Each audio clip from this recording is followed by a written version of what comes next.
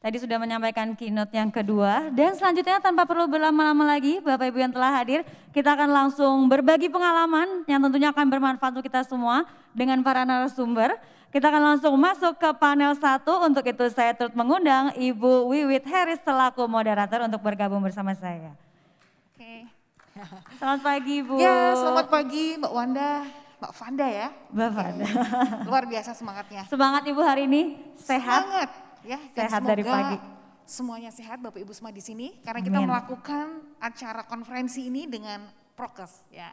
Betul. Dan semoga lancar sampai hari Semoga ini. acara lancar. Kalau begitu langsung acara saya serahkan kepada Ibu Wiwit ya Bu ya. Iya. Silakan Ibu. Baik, terima kasih Bapak Ibu semuanya, selamat pagi. Selamat pagi. Luar biasa, semangat terus ya. Dan walaupun pada masa sulit seperti ini, saya yakin bahwa Bapak Ibu di sini menjadi salah satu bagian penting untuk kita bisa mempersiapkan Indonesia di masa depan. Walaupun kita harus membahas beberapa hal yang itu terkait urusan belakang, tetapi ini adalah masa depan bagi Indonesia. Baik Bapak Ibu semuanya, Assalamualaikum warahmatullahi wabarakatuh. Salam sejahtera, Om Swastiastu, Namo Buddhaya, salam kebajikan. Selamat datang pada kegiatan konferensi Fecal Sledge Management 6 Indonesian Track. Acara ini Bapak Ibu terselenggara sebagai bagian dari FSM 6 Conference yang sedianya akan diselenggarakan pada tanggal 31 Mei hingga 4 Juni secara virtual. Hari ini dan besok kita akan merekam pemaparan dari para narasumber dalam 6 panel Bapak Ibu. Jadi jangan kemana-mana, ikuti terus acara ini. Kita akan membahas tentang berbagai aspek penting, baik itu kebijakan, peraturan, kelembagaan, pembiayaan, operasional teknis, dan segala penunjang lainnya maupun juga inovasi lainnya. Baik Bapak Ibu, saya Wiwit Harris, moderator pada hari ini, mewakili para penyelenggara dan pendukung, menyambut Bapak Ibu. Silahkan berpartisipasi aktif dan mari kita manfaatkan untuk berbagi pengalaman dan pengetahuan. Baik Bapak Ibu semuanya, sebagai satu salam semangat, boleh ya Bapak Ibu seperti biasanya, dan juga saya mengajak teman-teman yang ada di akun Zoom untuk kita membuat semacam satu yel-yel buat semangat, sepakat Bapak Ibu? Kalau saya mengatakan salam sehat, Bapak Ibu menjawab, sehat Indonesiaku, aman sanitasiku. Begitu Bapak Ibu? Boleh ya Bapak Ibu di akun Zoom juga silahkan. Kita akan mulai bersama-sama. Salam sehat, sehat Indonesiaku, aman sanitasiku. Satu kali lagi, salam sehat, sehat Indonesiaku, aman sanitasiku. Semangat, tepuk tangan buat kita semuanya ya. Luar biasa, walaupun Bapak Ibu sedang menjalankan ibadah puasa, semangatnya tetap tuntas saya yakin sampai dengan sore nanti di dalam diskusi kita. Baik, untuk diskusi panel kita yang pertama Bapak Ibu, kita akan membahas tentang kebijakan nasional. Kita akan berbicara tentang kerangka kebijakan nasional, strategi dan dukungan daerah di dalam pengelolaan air limbah domestik atau pengelolaan lumpur tinja. Tanpa berpanjang kata saya akan mengundang Bapak Ibu yang menjadi narasumber pada kesempatan pagi hari ini. Kita akan undang Ibu Tri Dewi Virgianti, Direktur Perumahan dan Permukiman Kementerian PPN Bappenas. Selamat pagi Bu Virgi. Oke, baik. Bu Virgi mungkin berjalan sambil ditemani sekalian mungkin ya. Bersama dengan salah seorang yang saya yakin kok moderator saya di sini mereka berdua selalu berpasangan ya. Kita akan mengundang Bapak Insinyur Prasetyo, Direktur Sanitasi Dijen Cipta Karya Kementerian PUPR. Kita persilahkan. Iya, kita berikan tepuk tangan.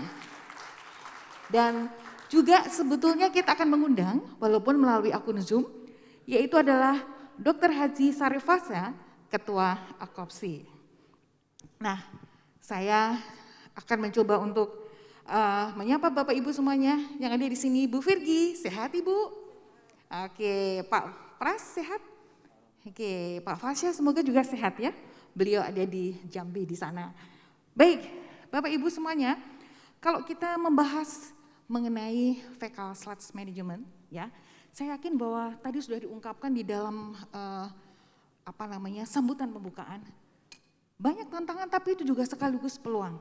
Dan pada saat ini Bu Virgi, kita mungkin, oh ya, oke gak apa-apa Bu Virgi. Baik, nah Untuk kesempatan sekarang ini Bu Virgi, kita paham bahwa dalam konteks SDGs 2030 dan juga komitmen pemerintah Indonesia untuk RPJMN 2020-2024, kita tidak akan bicara tentang status layak, tetapi juga sanitasi aman. Nah, untuk itu Bu Virgi, kami persilahkan Ibu, kira-kira apa yang menjadi kerangka dan kebijakan, serta bagaimana target yang sekarang dan juga target ke depan. Kami persilahkan Ibu Virgi, mungkin Ibu Virgi berada di depan di sini untuk menyampaikan paparannya. Kita berikan aplaus kepada Ibu Virgi. Ya. Kami berikan waktu untuk masing-masing 15 menit cukup ya Bu Virgi ya. Ya, terima kasih. Baik, terima kasih Mbak Wiwit. Yang saya hormati Pak Direktur sudah meninggalkan tempat ya, mohon maaf. Oh masih ada, saya nggak pakai kacamata karena pakai kacamata langsung berembun, jadi saya nggak pakai kacamata. Yang saya hormati Bapak Direktur Utama PDPAL, Bu Diana kalau masih ada, Bu Dirjen, Bapak Ibu sekalian, mohon maaf saya tidak sebut satu persatu yang hadir di sini. Ada Pak Bekti, Pak Haidar, Pak Tate, dan Bapak Ibu sekalian juga yang hadir secara online. Assalamualaikum warahmatullahi wabarakatuh. Selamat pagi, salam sejahtera buat kita semua dan salam sehat. Senang sekali bisa berada di tengah-tengah Bapak Ibu sekalian dalam acara FSM 6. Saya baru sekali ikut FSM ini Pak. Kenapa? Karena seringnya di luar negeri dan pas nggak bisa gitu ya. Baru sekali ini di Indonesia, jadi kita berbangga memang jadi host dari FSM. Sayangnya pandemi gitu ya, jadi acaranya harus kita lakukan secara hibrid gitulah ya, kurang lebih offline dan online. Jadi mungkin sedikit secara psikologis sedikit kurang meriah gitu, tapi mudah-mudahan dengan acara ini di tengah pandemi yang memang masih harus kita tanggulangi bersama, mudah-mudahan kita semua selamat, sehat ke depan. Mudah-mudahan dengan acara ini kita juga bisa membantu menanggulangi pandemi, karena memang salah satu sumber penyakit atau sumber penularan adalah kebersihan, sanitasi, kondisi hygiene kita bersama gitu ya, pandemi. Saya baca kemarin di India itu salah satu daerah yang paling tinggi angkanya kan sekarang sedang melonjak tinggi di India itu, salah satu akibatnya adalah kondisi sanitasi yang buruk, terutama di daerah pemukiman kumuh. Jadi itu sangat penting sekali untuk kita catat gitu ya, bahwa memang sanitasi ini berperan penting. Mungkin tidak kita perhatikan, sering kali kita tidak tahu atau kita tidak perhatikan, tapi dia berperan penting. Secara diam-diam dia akan menjadi penentu kondisi kesehatan kita. Baik, kalau saya diminta untuk tentang kebijakan, tentu saja saya akan berbicara sedikit normatif, mohon maaf, tapi nanti akan saya sampaikan juga bukti-bukti kondisi-kondisi yang penting untuk kita perhatikan.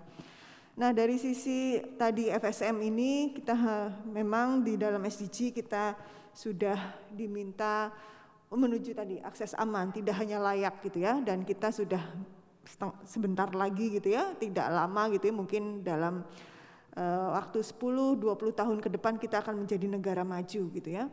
Sudah beralih dari negara berkembang menjadi negara menengah atas, bahkan sekarang ini sudah masuk di tahun kedua kita menengah atas, bukan menengah bawah lagi.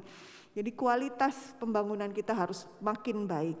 Salah satunya tentu saja sanitasi, dan kita kalau bandingkan dengan negara tetangga kita gitu ya, Malaysia, Filipina, bahkan Vietnam yang setara dengan kita kondisi ekonominya, kita sedikit jauh tertinggal dari sisi kondisi air minum dan sanitasi yang aman. Jadi harus terus-menerus kita dorong ke depan.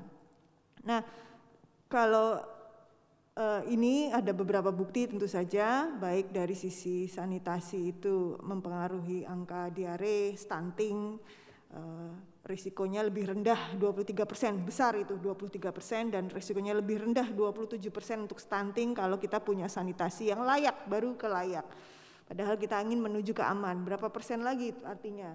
Lebih tinggi lagi pengaruhnya terhadap risiko penurunan resiko diare maupun stunting, apalagi sekarang ada pandemi dan sebagainya. Seperti saya sampaikan tadi, salah satu episentrumnya adalah kondisi daerah-daerah yang dengan sanitasi kurang baik. Dan ini sudah disampaikan di berbagai macam aturan atau kebijakan yang sudah kita punyai, baik yang saat ini kita harus laksanakan adalah amanat Perpres 18 tahun 2020 tentang RPJMN 2020-2024. Kita punya target-target besar, meskipun waktu dulu kita punya RPJM sebelumnya kita punya target yang lebih ambisius, tapi ternyata memang masih banyak yang harus kita capai. Akhirnya untuk RPJMN ini kita coba lebih realistis, tapi meskipun sedikit ambisius supaya kita menjadi dorongan kita bersama untuk mencapai tadi yang lebih baik. Ini juga menjadi standar layanan minimal air limbah domestik dan sudah diamanatkan sebagai pengelolaan air limbah domestik aman gitu ya di dalam SPM. Jadi sudah menjadi kewajiban Pemda lah untuk memastikan bahwa air minum sanitasi SPM dalam hal ini air limbah domestik yang aman sesuai dengan standar pelayanan minimum. Nah, sedikit saya sampaikan ini adalah hasil kajian terbaru yang baru di-launching oleh Kemenkes beberapa minggu yang lalu, tidak lama gitu ya, belum lama, karena memang ini kami bekerja sama dengan Kemenkes, meminta Kemenkes untuk mulai melakukan persiapan kita menuju akses air minum dan sanitasi yang aman. Dua hal ini saling berkaitan, tidak bisa terlepas antara satu dengan yang lain.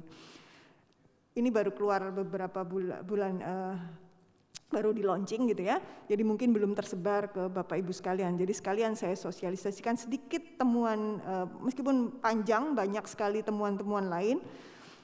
Dari sumber air minum utama, sedikit menyinggung tentang air minum. Berbagai macam sumber air minum, memang paling besar sekarang ternyata air kemasan, air ledeng, dan air isi ulang paling besar. Nah, di antara air minum ini, yang kualitasnya memenuhi persyaratan itu hanya 11,07%. Kalau kita melihat hanya parameter E. coli, itu hanya 17% yang bebas E. coli. Artinya apa? Bahwa 82% air minum kita tercemar oleh feses gitu ya, tinja. Karena E. coli-nya ada, indikator E. coli-nya ada di situ.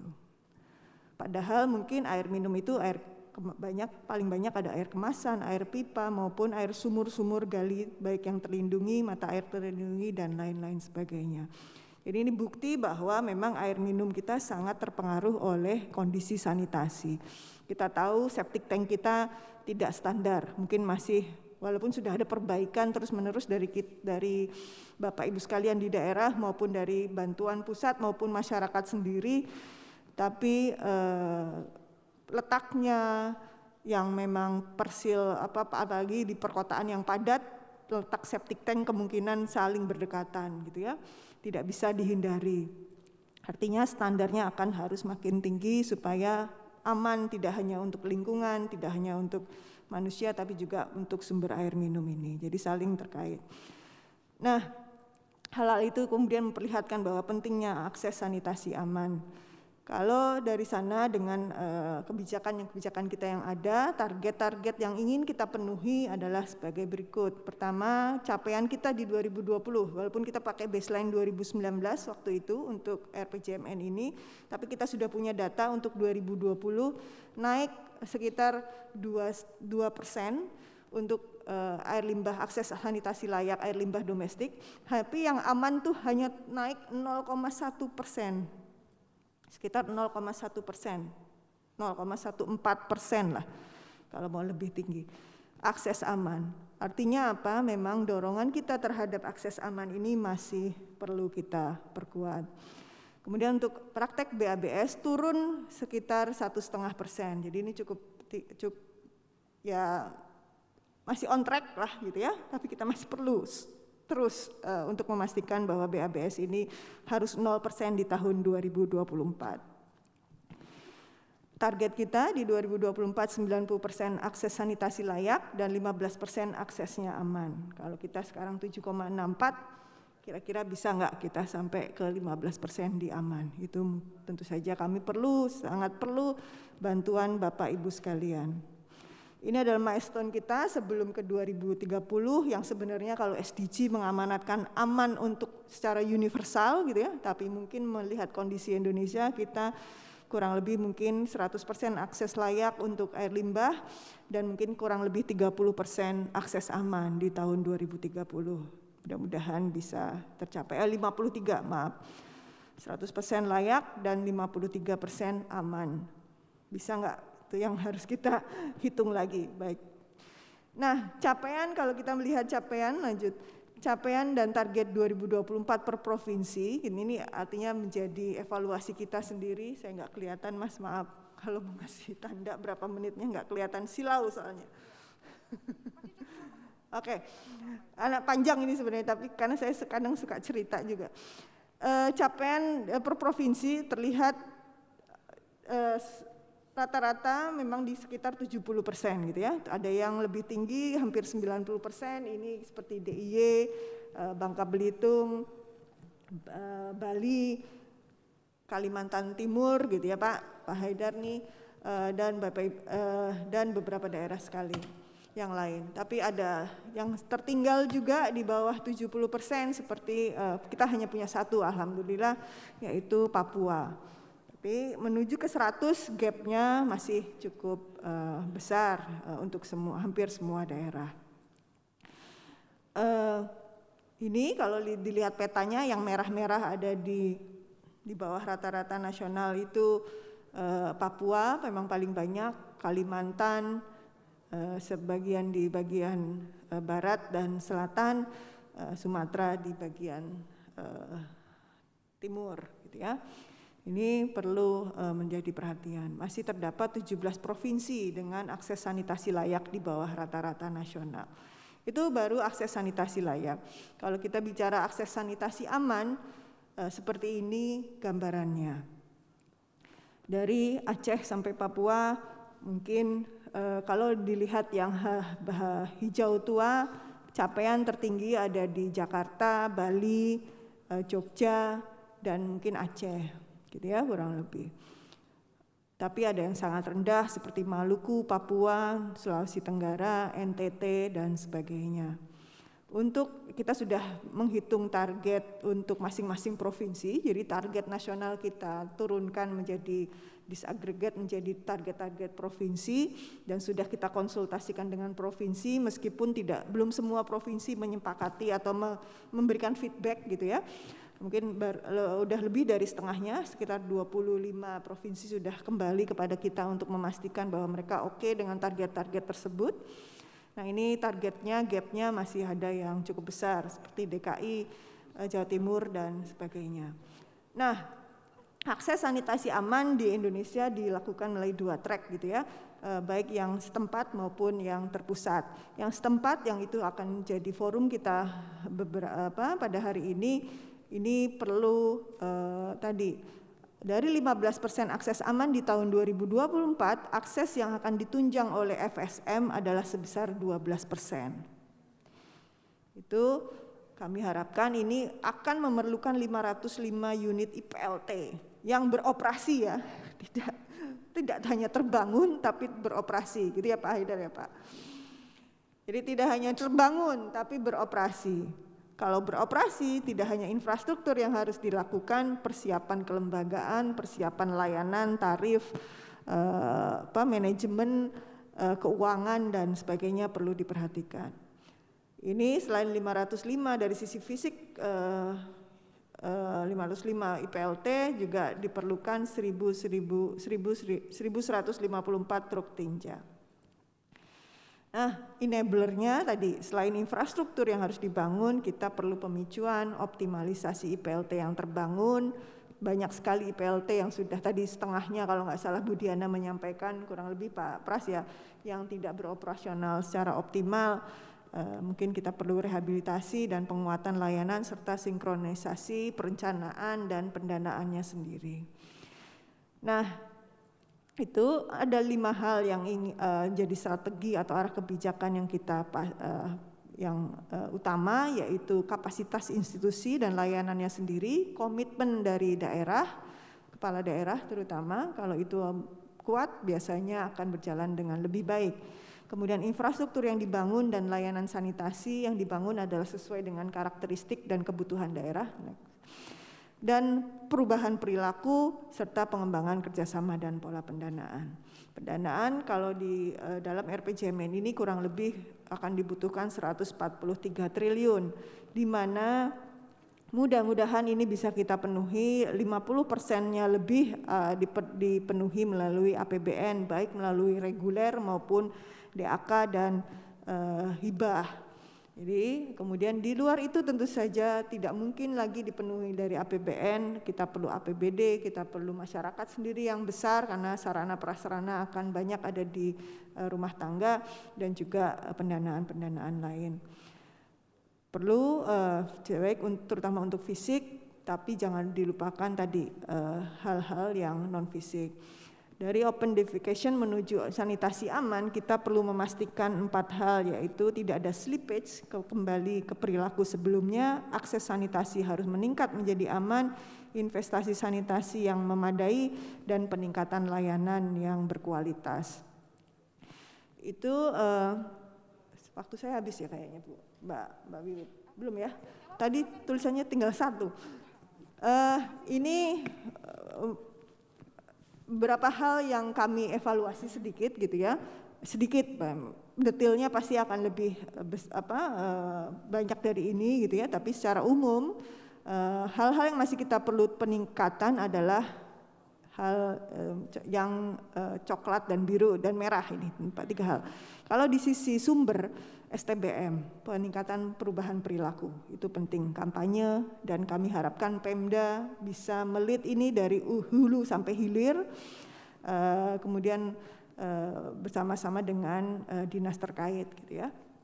Juga kita bisa memanfaatkan kelompok-kelompok masyarakat dan juga pionir-pionir atau champion-champion yang ada di masyarakat. Kemudian karena sistem setempat ya, pembangunan toilet, fasilitasi sanitasi berbasis masyarakat dan sebagainya di rumah tangga maupun di lokal kawasan gitu ya, tadi penguatan STBM dan pembangunan toilet atau septic tank yang memadai. Ini tentu saja kolaborasi, ini masih perlu terus-menerus kita perbaiki. Septic tank saya yakin masih setengah lebih belum berkualitas gitu ya, harus kita ganti gitu. Gimana caranya? Yang menengah ke atas ini malah yang kita tidak punya intervensi. Kira-kira seperti apa? Menengah bawah kita punya seperti DAK, hibah dan sebagainya rata-rata untuk MBR. Tapi untuk yang menengah ke atas malah kadang-kadang kita berharap mereka berganti sendiri, tapi kampanyenya seperti apa? Memicu perilaku, perubahan perilaku itu. Nah ini mungkin kita perlu pikirkan. Jadi kita juga punya mencoba mencari pola STBM untuk perkotaan atau menengah ke atas ini. Kemudian di sisi pengelolaan, pengangkutan dan sarana pengolahan tentu saja ada institusi pengelola yang harus dikuatkan, pendampingan regular discludging, pendampingan penyusunan perdanya, pengadaan armada, baik armada yang diadakan oleh APBD, APBN dan juga bagaimana bisa juga dicari kerjasama dengan swasta. Kemudian monitoring effluent, pemanfaatan tinja ini mungkin juga masih belum kita lakukan dengan baik. Kalau ini sebenarnya ini adalah bisnis prosesnya untuk sanitasi aman setempat ya, air limbah domestik setempat sampai ke pemanfaatan tinja dan monitoring effluent yang aman.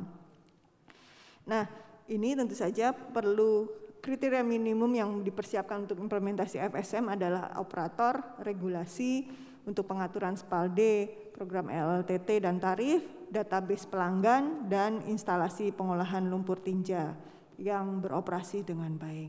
Tantangannya tentu saja banyak, ada database yang kadang kita nggak punya, tahu mana septic tank, mana yang akan sedot, berapa banyak, dan kira-kira waktunya kapan, skema layanannya, ada regulator juga yang memastikan layanan berjalan dengan baik, penyedotan, menjangkau seluruh pelanggan, pengaturannya, keterlibatan layanan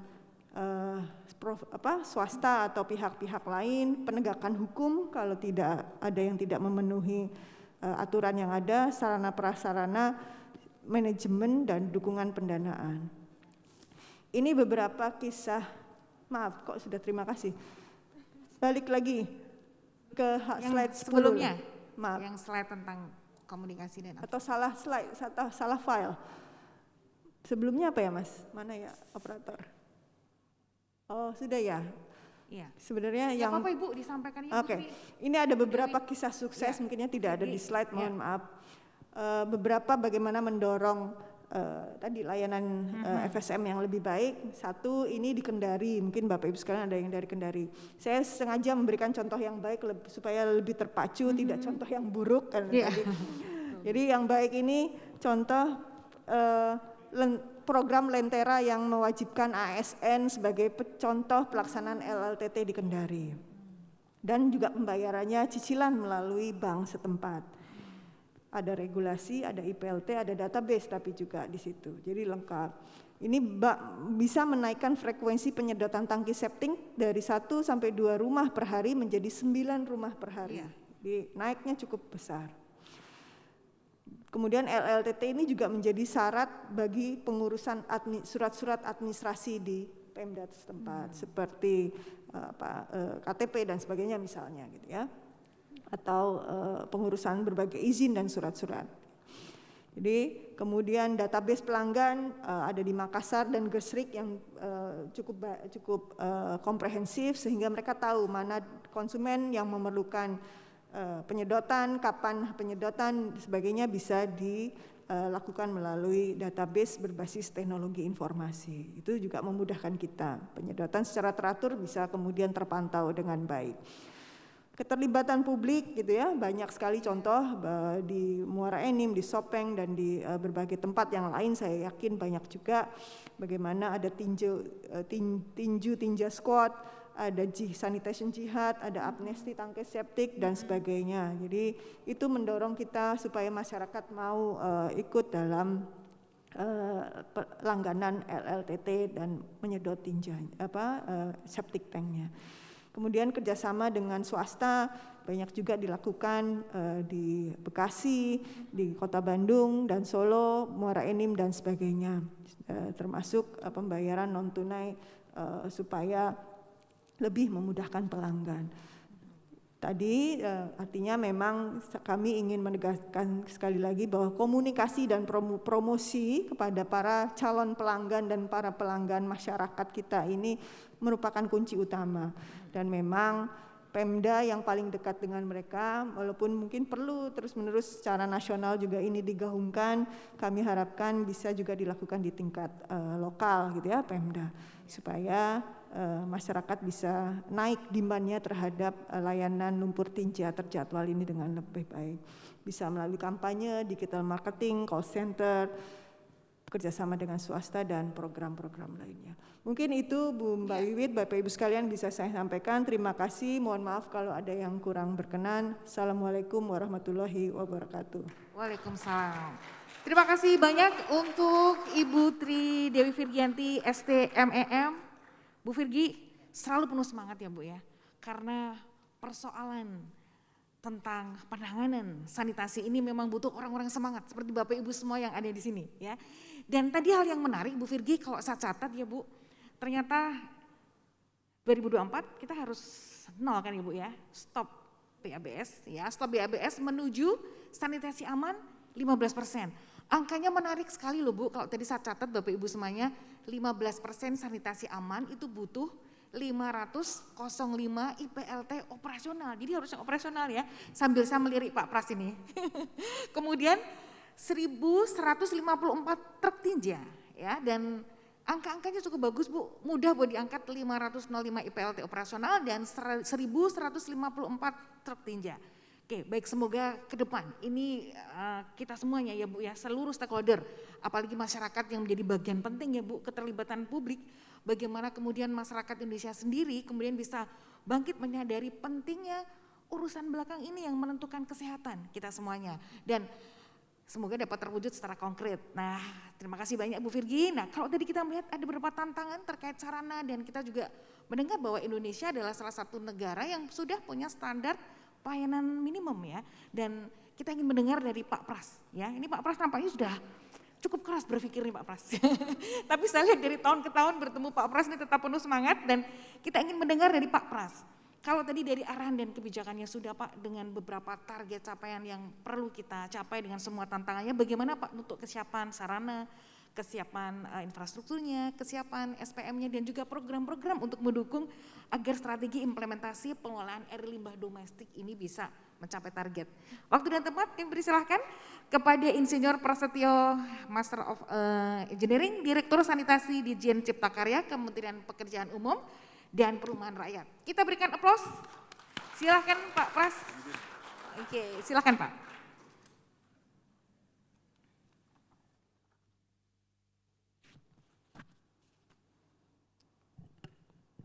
Assalamualaikum warahmatullahi wabarakatuh. Waalaikumsalam warahmatullahi wabarakatuh. Selamat pagi, salam sejahtera untuk kita semua dan juga salam sehat untuk kita semua. Yang terhormat Direktur Utama PT Palala Jaya, Bapak Ibu narasumber, Bapak Ibu penanggap. Untuk kesempatan kali ini perkenankan saya untuk menyampaikan paparan terkait strategi implementasi pengelolaan air limbah domestik sistem setempat di Indonesia. Mungkin pertama kita perlu melihat bagaimana kondisi kita saat ini, kondisi capaian sanitasi saat ini. Mungkin bisa di ini ya, slide-nya biar saya sambil sekalian baca ya. Atau belum tershare? Ya, ini dia Pak Pras. Oke, terima kasih. Jadi Bapak Ibu sekalian, tadi Bu Firky juga sudah menyampaikan terkait dengan kondisi saat ini dan tentunya apa yang akan kita capai ke depan. Jadi memang tentu belum menggembirakan kondisi saat ini karena masih 79,53% gitu ya, akses sanitasi layak, di mana di dalamnya juga ada sekitar 7,6% akses aman, dan juga masih ada praktek buang air besar sembarangan di tempat terbuka dan juga terdapat akses belum layak ya, masing-masing 6,19% dan 14,28%. Nah di samping itu terkait dengan kondisi dengan sistem air limbah setempat ini, khususnya yang menggunakan IPLT gitu ya, menggunakan instalasi pengelolaan lumpur tinja sebagai pengolahan masih sangat rendah gitu ya. Jadi kalau kita lihat memang sistem setempat kurang lebih 70%, di mana masih 7% yang melakukan pengolahan lumpur tinja lanjutan yang memenuhi kriteria safely managed gitu ya. Jadi masih rendah memang, khususnya utilisasi dari IPLT atau instalasi pengelolaan lumpur tinja terbangun. Nah tadi juga disampaikan Bu Firky, 5 tahun ke depan sesuai dengan RPJMN memang kita akan mencapai target kita adalah 90% akses layak, di mana di dalamnya ada 15% rumah tangga yang nantinya memiliki akses sanitasi aman. Jadi kita berharap memang 15% praktek safely managed bisa tercapai di 2024. Nah tentu kita melihat ada hal yang menjadi isu, yaitu kebutuhan mendesak untuk pengolahan lumpur tinja pada tangki septik gitu ya. Karena kita tahu belum banyak kota kabupaten Indonesia yang mempraktekkan layanan lumpur tinja terjadwal, termasuk tentunya di situ masalah operasional dari instalasi pengelolaan lumpur tinja terbangunnya. Nah Bapak Ibu sekalian, mungkin kita juga perlu merefresh bagaimana sistem pengelolaan air limbah domestik di Indonesia. Pada dasarnya ada dua kategori, satu sistem pengelolaan limbah domestik setempat, ya dengan subsistem pengelolaan setempat menggunakan tangki septik, kemudian subsistem pengangkutan tentunya dengan menggunakan truk tinja, dan subsistem pengolahan lumpur tinja menggunakan instalasi pengolahan lumpur tinja. Banyak isu di situ tentunya karena tidak semua tangki septik sudah sesuai dengan SNI. Balik lagi, mohon maaf. Nah, kemudian belum banyak praktek untuk penyedotan lumpur tinja secara terjadwal, dan juga hasil olahan dari instalasi pengolahan lumpur tinja belum memenuhi baku mutu air limbah yang dikeluarkan oleh Kementerian Lingkungan Hidup dan Kehutanan. Kemudian untuk yang kedua, ya walaupun bukan menjadi topik pada hari ini, yaitu adalah sistem pengolahan air limbah domestik terpusat dalam hal ini atau sewerage system ya, SPAL-DT, di mana ada subsistem pelayanan tentu dengan menggunakan sambungan rumah, kemudian subsistem pengumpulan menggunakan jaringan perpipaan, dan subsistem pengolahan terpusat dalam hal ini menggunakan instalasi pengolahan air limbah domestik. Nah ini kami sesuai dengan peraturan Menteri PU ada skalanya, jadi dari skala permukiman yang 50 sampai 200 ribu jiwa, kemudian yang di atas 20 ribu jiwa adalah yang skala perkotaan, maupun yang SPAL-D skala kawasan tertentu, misalnya untuk high-rise building. Nah di situ juga kita punya masalah gitu ya, karena masih belum semua tentunya IPAL D yang saat ini gitu ya, memenuhi baku mutu efluen air limbah gitu ya, dan juga tidak semua IPAL D ini dilengkapi dengan pengolahan lumpur yang memadai. Tentu hal-hal ini juga menjadi perhatian kita bersama. Nah khusus untuk yang sistem pengolahan air limbah domestik setempat, memang ada beberapa isu tapi sekaligus tantangan gitu ya, yang kita hadapi, dan tentunya kita semua sebagai stakeholder yang menangani urusan air limbah nantinya bisa berkontribusi dalam rangka untuk menjawab isu dan tantangan ini gitu ya. Jadi misalnya di sistem pengolahan setempat masih banyak gitu ya tangki septik yang memang belum memenuhi SNI. Nah, ini yang akhirnya menyebabkan rendahnya kebutuhan untuk tangki septik itu dilakukan penyedotan. Di samping juga masyarakat atau penduduk yang belum mempunyai kemampuan untuk membayar biaya penyedotan. Nah ini tentu juga memerlukan pemikiran, bahkan nanti kita ada skim-skim pembiayaan yang memudahkan bagi penduduk untuk atau masyarakat untuk bisa punya kemampuan membayar biaya penyedotan.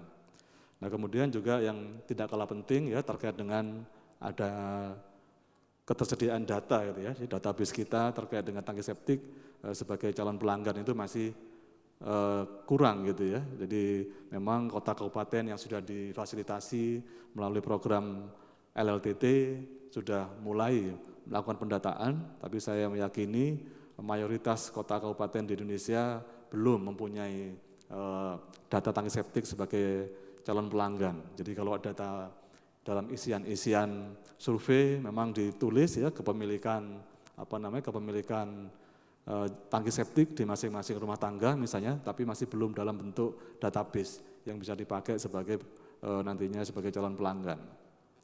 Nah kemudian dari sisi subsistem pengangkutan kita ketahui bersama kebanyakan gitu ya kota kabupaten tidak pengen dekat-dekat gitu ya dengan instalasi pengolahan lumpur tinja gitu ya. Jadi lokasi yang disiapkan memang cukup jauh dari pusat yang akhirnya dilayani gitu ya. Kami di Kementerian PUPR ini banyak mendapatkan masalah juga gitu ya, karena kadang lokasinya itu enggak hanya remote ya, tapi ekstrim gitu ya. Nah ini yang juga mempengaruhi gitu ya terkait dengan biaya pengangkutan, dan juga akhirnya ada praktek-praktek pembuangan secara ilegal gitu ya. Nah kemudian juga kita ketahui bersama bahwa ketersediaan alat angkut dalam hal ini truk tinja di masing-masing kota kabupaten masih belum memadai gitu ya. Jadi disampaikan di Jakarta jumlahnya sudah cukup banyak, tapi juga dibantu oleh keberadaan mitra swasta gitu ya. Tadi ratusan gitu ya unitnya gitu. Nah ini tentu juga membuka peluang kerjasama ya bagi kota kabupaten untuk membuka peluang swasta untuk berpartisipasi, berkontribusi dalam pengangkutan lumpur tinja. Tadi Pak Dirut PDPAL menyebutnya lumpur tangki septik gitu Pak ya. Kami karena mengikuti di peraturan Menteri PU masih ngomongnya lumpur tinja gitu ya. Kemudian di subsistem pengolahan lumpur tinja sendiri juga ada permasalahan tentunya, tadi disampaikan baru 299 ya kota kabupaten yang memiliki PLT dari total 514 kota kabupaten, walaupun dari 299 tadi tidak semua beroperasi dengan layak gitu ya. Kemudian ada masalah terkait dengan tarif ya yang masih belum sepenuhnya full cost recovery, dan tentu terkait dengan pengelolaan di IPLT-nya sendiri gitu ya. Tadi disampaikan memang tidak semua kota kabupaten misalnya ada pemisahan gitu ya antara operator dengan regulator. Jadi misalnya regulator adalah sebenarnya dinas gitu ya. Operator bisa UPTD atau seperti DKI menggunakan perusahaan daerah, atau juga ada sebagian kota kabupaten yang menggabungkan antara layanan air minum dan air limbah di PDAM misalnya. Ini yang sebagai operator yang diharapkan memang bisa meningkatkan kinerja dari pengelolaan di instalasi. Kemudian juga belum sepenuhnya gitu ya, kota kabupaten memiliki peraturan daerah gitu ya, yang mengatur tentang air limbah, termasuk di dalamnya mengatur tentang tarif. Kemudian IPLT yang terbangun pun praktek-praktek operasi dan pemeliharaannya masih belum sesuai dengan standar operating procedure. Jadi ya dioperasikan ala kadarnya gitu ya. Jadi itu yang kadang-kadang membuat kinerja dari pengelolaan tidak tercapai gitu ya. Dalam hal ini misalnya standar kualitas efluen tidak bisa dipenuhi. Kemudian yang tidak kalah penting juga belum adanya gitu ya pemantauan kualitas secara berkala. Nah ini yang tentunya nanti di masing-masing dinas perlu juga mengaktifkan misalnya dinas LH-nya atau dinas kesehatan gitu ya untuk nantinya bisa secara berkala memantau kualitas efluen dari IPLT. Berikutnya Bapak Ibu sekalian mungkin ini terkait dengan strategi, tadi juga disampaikan baik oleh Bu Dirjen pada saat pembukaan maupun tadi Bu Virgi gitu ya, bahwa tidak cukup memang sebenarnya kita mengatasi permasalahan ini dengan penyediaan prasarana gitu, atau infrastruktur gitu ya, karena memang pada dasarnya air limbah ini bersifat multidimensi gitu ya, dan tentu ada beberapa aspek di situ yang harus kita perhatikan. Jadi memang dari sisi teknis memang kita paling mudahnya gitu ya adalah menyediakan prasarana gitu ya. Termasuk juga tadi Bu Virgi mentargetkan ada 1.104 ya, 54 ya untuk pengadaan armada truk tinja. Ya kalau kita punya dana cukup memang mudah saja gitu ya untuk kita pengadaan. Tapi tentu ini juga sesuatu yang perlu kita pikirkan bagaimana untuk bisa pengadaannya. Kemudian tentu terkait dengan pendataan, ini khususnya Bapak Ibu sekalian di kota kabupaten gitu ya, bagaimana kita bisa menyusun pendataan gitu ya, sebagai nantinya basis data calon pelanggan. Kemudian yang juga tidak kalah penting tentunya adalah bagaimana kita bisa menerapkan penyedotan secara berkala gitu ya, dengan layanan lumpur tinja terjadwal. Nah ini memang kami masih belum cukup optimal gitu ya dalam memfasilitasi kota kabupaten untuk memiliki program LLTT. Jadi kami juga terima kasih dengan IWOS yang sudah banyak, tadi ada disebutkan 35 kota kabupaten sudah didampingi untuk penyusunan LTT. Kami juga mencoba untuk bisa mereplikasi praktek baik yang sudah dilaksanakan oleh IWOS ini untuk nantinya juga bisa diterapkan di kota kabupaten lain. Kemudian juga tidak kalah penting adalah menyiapkan peraturan gitu ya terkait dengan bagaimana kita bisa mengelola air limbah setempat ini dengan baik. Ini adalah salah satu juga yang menjadi perhatian. Nah, kemudian terkait dengan regulasi tentu juga kita mendorong kota kabupaten untuk memiliki peraturan daerah. Kami pun di Kementerian PUPR juga punya program dalam rangka untuk mendampingi atau memfasilitasi kota kabupaten untuk menyusun rancangan peraturan daerah terkait dengan pengelolaan air limbah termasuk di dalamnya lumpur tinja. Dan tentunya kalau yang sudah punya perda, punya PR lagi gitu ya, bagaimana bisa memastikan terlaksananya penegakan hukum gitu ya atas perda yang sudah dibuat. Nah kemudian Bapak Ibu sekalian juga masalah kelembagaan, jadi ini memang Indonesia ini unik gitu ya, tadi juga disampaikan oleh Dirjen Cipta Karya, tidak ada satu solusi yang sifatnya seragam gitu ya, termasuk kelembagaan pun kami juga melihat kemampuan masing-masing pemerintah daerah juga berbeda. Jadi memang saat ini ada yang UPTD, ada yang punya PD sendiri atau gabung dengan PDAM. Nah Nah tentu ini juga menjadi bagian yang tentunya harus kita pikirkan ke depan bagaimana memang ada lembaga atau institusi yang nantinya mengelola fasilitas lumpur tinja misalnya.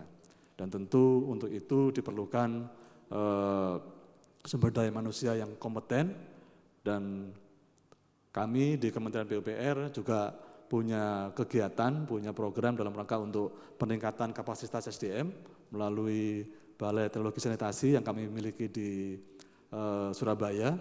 Tentu itu juga bisa menerima aparat pemerintah daerah dalam rangka untuk peningkatan kapasitas SDM. Dan saya juga mengapresiasi misalnya yang saat ini Forkalim mempunyai program gitu ya terkait dengan peer-to-peer group itu ya terkait dengan kerjasama antar operator gitu ya. Saya kira itu juga bisa meningkatkan kapasitas kelembagaan di masing-masing pemerintah daerah.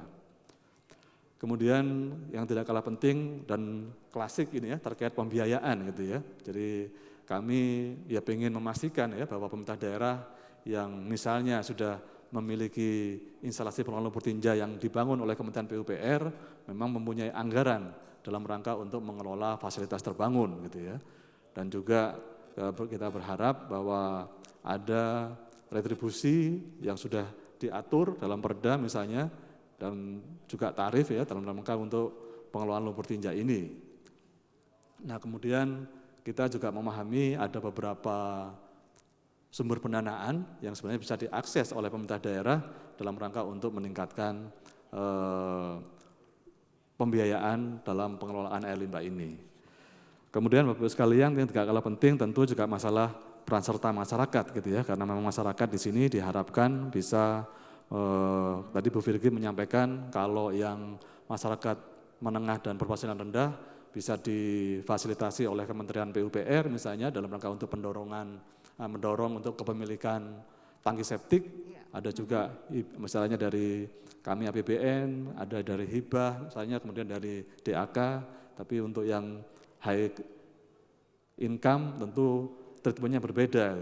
Mungkin juga regulasi menjadi salah satu hal yang penting gitu ya, bagaimana mewajibkan misalnya untuk yang baru gitu ya, baru membangun rumah ya IMB-nya wajib ada tangki septik di situ gitu ya. Nah kemudian tentu terkait dengan mendorong masyarakat untuk bisa punya kemampuan untuk menyedot lumpur tangki septiknya secara berkala. Nah mungkin untuk yang bagian terakhir kami menyampaikan bagaimana peran dari masing-masing, kita mengingatkan kita bersama ya. Ini masih ada yang ini ya, ini terkait dengan LTT mungkin ya, ini Bapak Ibu sekalian mungkin apa istilahnya, lanjut silakan. Iya, Pak Pras mungkin bisa lebih cepat ya silakan. Baik. Jadi kita mengingatkan gitu ya, ini layanan lumpur terjadwalnya dalam rangka untuk menjamin subsistem dalam pengelolaan air limbah domestik setempat ini bisa berjalan baik gitu ya, baik dari penggunaan tangki septik yang optimal, kemudian pemanfaatan transportasi dan juga pengolahan lumpur tinja, dan mungkin juga ada hal yang menarik ini ya, ada tambahan baru gitu ya terkait dengan pemanfaatan kembali gitu ya, baik air olahan ya maupun lumpur yang dihasilkan dari pengolahan gitu ya. Saya pikir PDPAL juga sudah mulai menggunakan ini gitu ya, lumpurnya dimanfaatkan sebagai pupuk dan juga mungkin briket dalam rangka untuk energi baru terbarukan misalnya. Yang jelas secara prinsip LLTT ini adalah layanan yang harusnya dilaksanakan secara berkala dan terjadwal gitu ya. Tapi bukan berarti yang misalnya saat ini ada on call basis itu tidak dimatikan, tetap jalan ya, karena memang masih ada lokasi-lokasi yang belum dilayani oleh LLTT. Dan saya yakin ada banyak manfaat di sana, baik secara langsung maupun tidak langsung, yang akan diperoleh oleh kota kabupaten khususnya apabila menerapkan layanan lumpur tinja terjadwal gitu ya, baik dari sisi kita bisa tahu kinerja tangki septik, kemudian kita bisa mengurangi potensi pencemaran lingkungan, dan yang gak kalah penting tentunya bagi kota kabupaten yang memang punya visi misalnya gitu, terkait kebersihan, keindahan, mestinya itu juga bisa meningkatkan citranya gitu ya. Nah ini manfaat langsungnya. Tidak langsungnya saya pikir juga ada beberapa ya, baik terkait dengan masalah utilisasi dari IPLT, kemudian juga bagaimana meningkatkan kesadaran masyarakat dalam rangka untuk mengolah limbahnya yang dihasilkan sendiri gitu ya, harusnya tanggung jawabnya adalah masyarakat sendiri. Dan kemudian terkait juga bagaimana membiasakan masyarakat gitu ya, tanggung jawab bahwa memang untuk mengolah air limbah ini perlu dana gitu, perlu biaya. Dan tentunya juga kita membuka peluang usaha gitu ya, baik secara produksi maupun jasa gitu ya, baik untuk misalnya yang saat ini PT PAL menyediakan misalnya tangki septik individual gitu ya, dan juga mungkin jasa lainnya ya terkait penyedotan yang sekiranya bisa terbuka pada saat kita menerapkan LLTT ini, peluang usahanya. Baik Bapak Ibu sekalian, mungkin yang terakhir ini adalah terkait pembagian tugas. Ini mungkin hanya untuk khususnya untuk kota kabupaten gitu ya. Ini mohon maaf nih, kami tidak melihat, bukan berarti tidak melihat di luar pemerintah ini tidak punya kontribusi ya, tapi mungkin memang kami ingin menekankan bahwa di Kementerian PUPR kami punya beberapa kegiatan, punya beberapa program yang sebenarnya bisa diakses oleh pemerintah daerah gitu ya. Nah ini mudah-mudahan hal-hal seperti ini nantinya bisa meningkatkan pengelolaan air limbah domestik khususnya yang setempat dalam rangka untuk pencapaian akses aman sanitasi di tahun 2024. Demikian, terima kasih. Wassalamualaikum warahmatullahi wabarakatuh. Waalaikumsalam. Terima kasih banyak Pak Pras. Cukup lengkap dan lugas tadi ya Pak Pras, bahwa persoalan air limbah domestik ini multidimensi ya Pak. Sehingga cukup banyak strategi yang harus bisa kita lakukan dan cukup banyak yang harus dilibatkan. Artinya bagaimana melibatkan semakin banyak dari kita stakeholder untuk bisa mensupport dan juga tadi menempatkan pada perannya. Salah satunya tadi yang juga disampaikan oleh Pak Pras adalah pentingnya peran dari pemerintah daerah. Nanti kita bersama-sama akan mendengar dari Akopsi ya. Dan namun Bapak Ibu semuanya, tadi ada beberapa catatan penting Pak ya. Memang beberapa tantangan tadi antara lain belum full cost recovery ya Pak ya. Salah satu itu. Kemudian bagaimana juga banyak kabupaten kota yang belum memiliki IPLT dan juga perda yang mengatur sanitasi. Dan bagaimana dalam hal ini peran dari semua pihak, terutama kesadaran masyarakat, tadi dengan adanya program LLTT, layanan lumpur tinja terjadwal, bisa menjadi salah satu yang penting sehingga masyarakat itu lebih cepat dalam proses kesadarannya karena itu merupakan salah satu yang terjadwal. Dan semoga saja ini bisa menjadi salah satu strategi untuk percepatan pencapaian target sanitasi di Indonesia. Baik, Bapak Ibu semuanya, saya ingatkan teman-teman yang berada di akun Zoom ya, dan juga teman-teman yang mungkin berada online, mungkin pada kesempatan kali ini tidak ada pertanyaan secara langsung, tetapi Bapak Ibu bisa melalui kolom Q&A, melalui chat, dan dapat disampaikan melalui link berikut ya. Bapak Ibu bisa baca di http://bit.ly/idntrack. Jadi silakan Bapak Ibu bisa mengakses di sana, di website tersebut, sehingga Bapak Ibu bisa menyampaikan beberapa pertanyaan-pertanyaan. Baik, Bapak Ibu semuanya, menyambung kembali dari apa yang tadi sudah disampaikan oleh Pak Pras. Salah satu yang menantang adalah bagaimana kesiapan dari daerah ya, dan di Indonesia kira-kira sekitar 12 tahun yang lalu ya Bu Virgi, Pak Pras ya, ada suatu inovasi yang juga dilakukan dalam konteks inovasi, yaitu adanya Akopsi. Bapak Ibu tahu kan pasti singkatan Akopsi ya? Aliansi Kabupaten Kota Peduli Sanitasi. Kira-kira sekitar 12 tahun yang lalu, saya masih ingat waktu itu. Dan kita paham bahwa peran pemerintah daerah di dalam satu aliansi ini menjadi salah satu kekuatan utama. Untuk itu kita akan bersama-sama dengan Ketua Akopsi, beliau adalah Wali Kota Jambi, Bapak Sarifasa ya. Namun karena beliau berhalangan tidak bisa hadir, maka untuk kesempatan hari ini beliau akan memaparkan dan telah direkam. Untuk itu kita akan saksikan bersama. Apa itu Akopsi? Apa perannya dan apa kiprahnya selama ini? Kita akan menjadi satu catatan tersendiri. Oke, kami persilahkan Pak Fasya. Assalamualaikum warahmatullahi wabarakatuh. Saya Wali Kota Jambi yang sekaligus juga menjabat sebagai Ketua Akopsi Indonesia, yaitu organisasi yang bergerak di bidang sanitasi, yang beranggotakan kabupaten kota atau bupati dan wali kota. Organisasi ini adalah satu-satunya organisasi di dunia, yaitu aliansi para kepala daerah sebagai wadah saling berbagi pengalaman dan pengetahuan, serta melakukan advokasi, kebijakan, dan kampanye publik untuk isu-isu terkait sanitasi, air minum, dan penanggulangan kawasan kumuh di Indonesia. Kami seluruh anggota AKOPSI memiliki komitmen, yaitu kepala daerah, bagaimana menata masa depan lewat urusan belakang. Karena kita tahu bahwa urusan belakang ini sangat penting sekali. Dan kami berterima kasih juga pada momen ini AKOPSI diundang bagaimana peran AKOPSI dalam mendukung kebijakan pengelolaan lumpur tinja untuk pengelolaan sanitasi aman dalam kegiatan konferensi internasional virtual pengelolaan lumpur domestik atau yang disingkat dengan FSSM 6. AKOPSI, kenapa AKOPSI diperlukan? AKOPSI adalah para bupati dan wali kota bagaikan nakhoda yang memandu percepatan pembangunan bagi peningkatan derajat dan kualitas hidup masyarakat. Kepemimpinan yang kuat adalah solusi utama untuk mengatasi persoalan ego sektoral, sekaligus kunci mewujudkan partisipasi, kolaborasi, dan sinergi nyata dalam rangka mewujudkan SDGs 2030. Sebelum kami menjelaskan tentang kaitan dukungan AKOPSI terkait dengan program kita, ada baiknya kami mengulas sejarah tentang AKOPSI.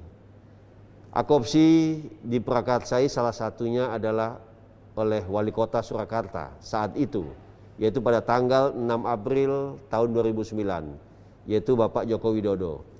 Beliau menjamu 6 wali kota di gedung Loji Gandrung, dan di sini lahir inisiatif pendirian suatu aliansi.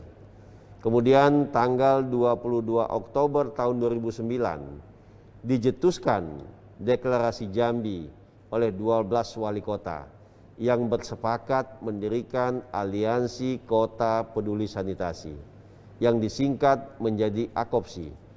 Kemudian beberapa bulan ke depan, tanggal 10 Desember 2009, Bapak Wakil Presiden Bapak Budiono meresmikan program percepatan pembangunan sanitasi permukiman atau PPSP.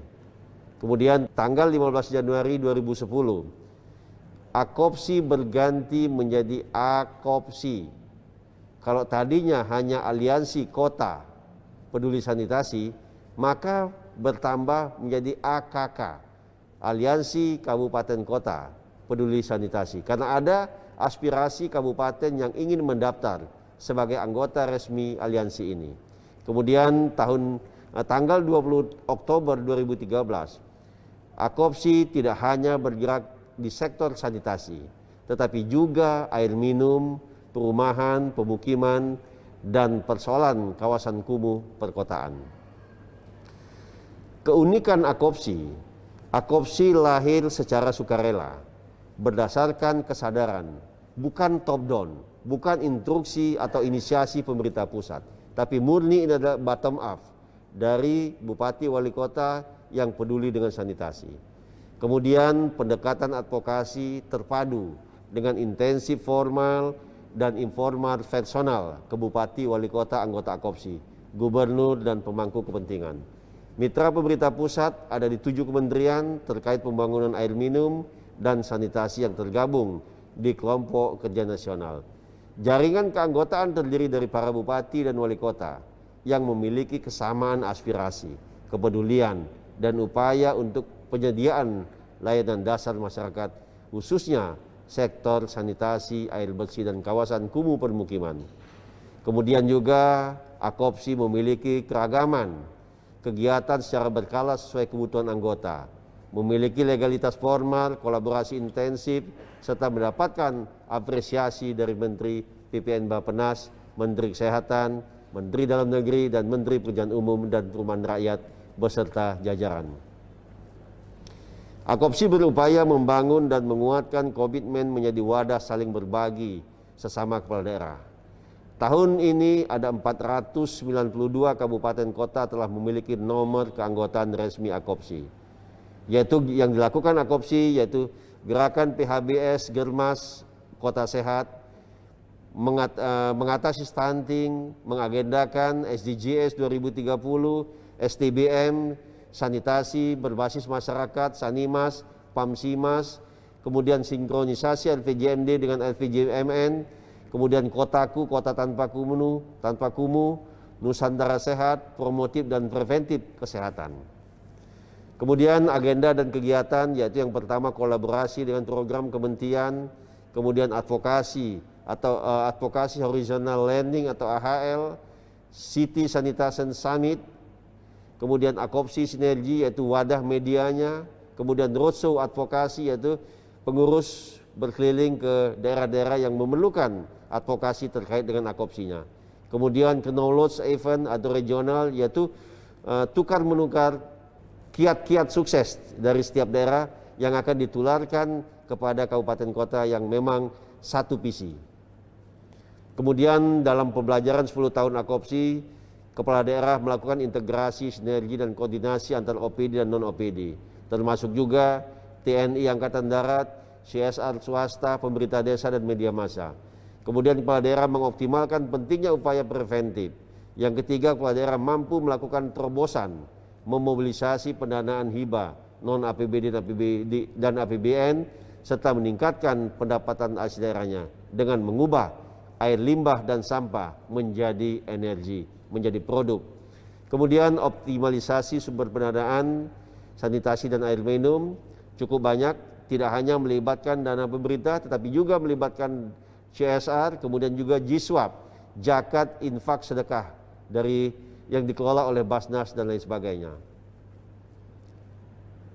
Kemudian ada best practice yang kami lakukan di Kota Jambi, yaitu Metropolitan Sanitation Management Investment Project atau MSMIV di Kota Jambi, yaitu pembangunan instalasi pengolahan air limbah perkotaan atau sewage system di Kota Jambi berkapasitas 7.600 kubik per hari, minimum input 700 meter kubik per hari.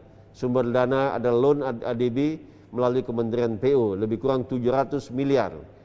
Kemudian juga target 10.300 sambungan rakyat dari tahun 2022 sampai dengan tahun 2026. Kemudian wastewater treatment plant atau WWTV Kota Jambi dibangun menggunakan sistem moving bed biofilm reaktor atau MBBR. Jadi dapat saya jelaskan bahwa prinsipnya adalah limbah rumah tangga, limbah cair, baik dari dapur, kamar mandi, yang tadinya dibuang ke saluran-saluran air. Kemudian ini disalurkan melalui pipa yang besar. Ditampung dari satu kecamatan, ya, karena ini berbasis di satu kecamatan dahulu, yaitu Kecamatan Jambi Timur. Kemudian dari pipa besar akan dialirkan ke wastewater treatment plant atau IPAL di Kota Jambi.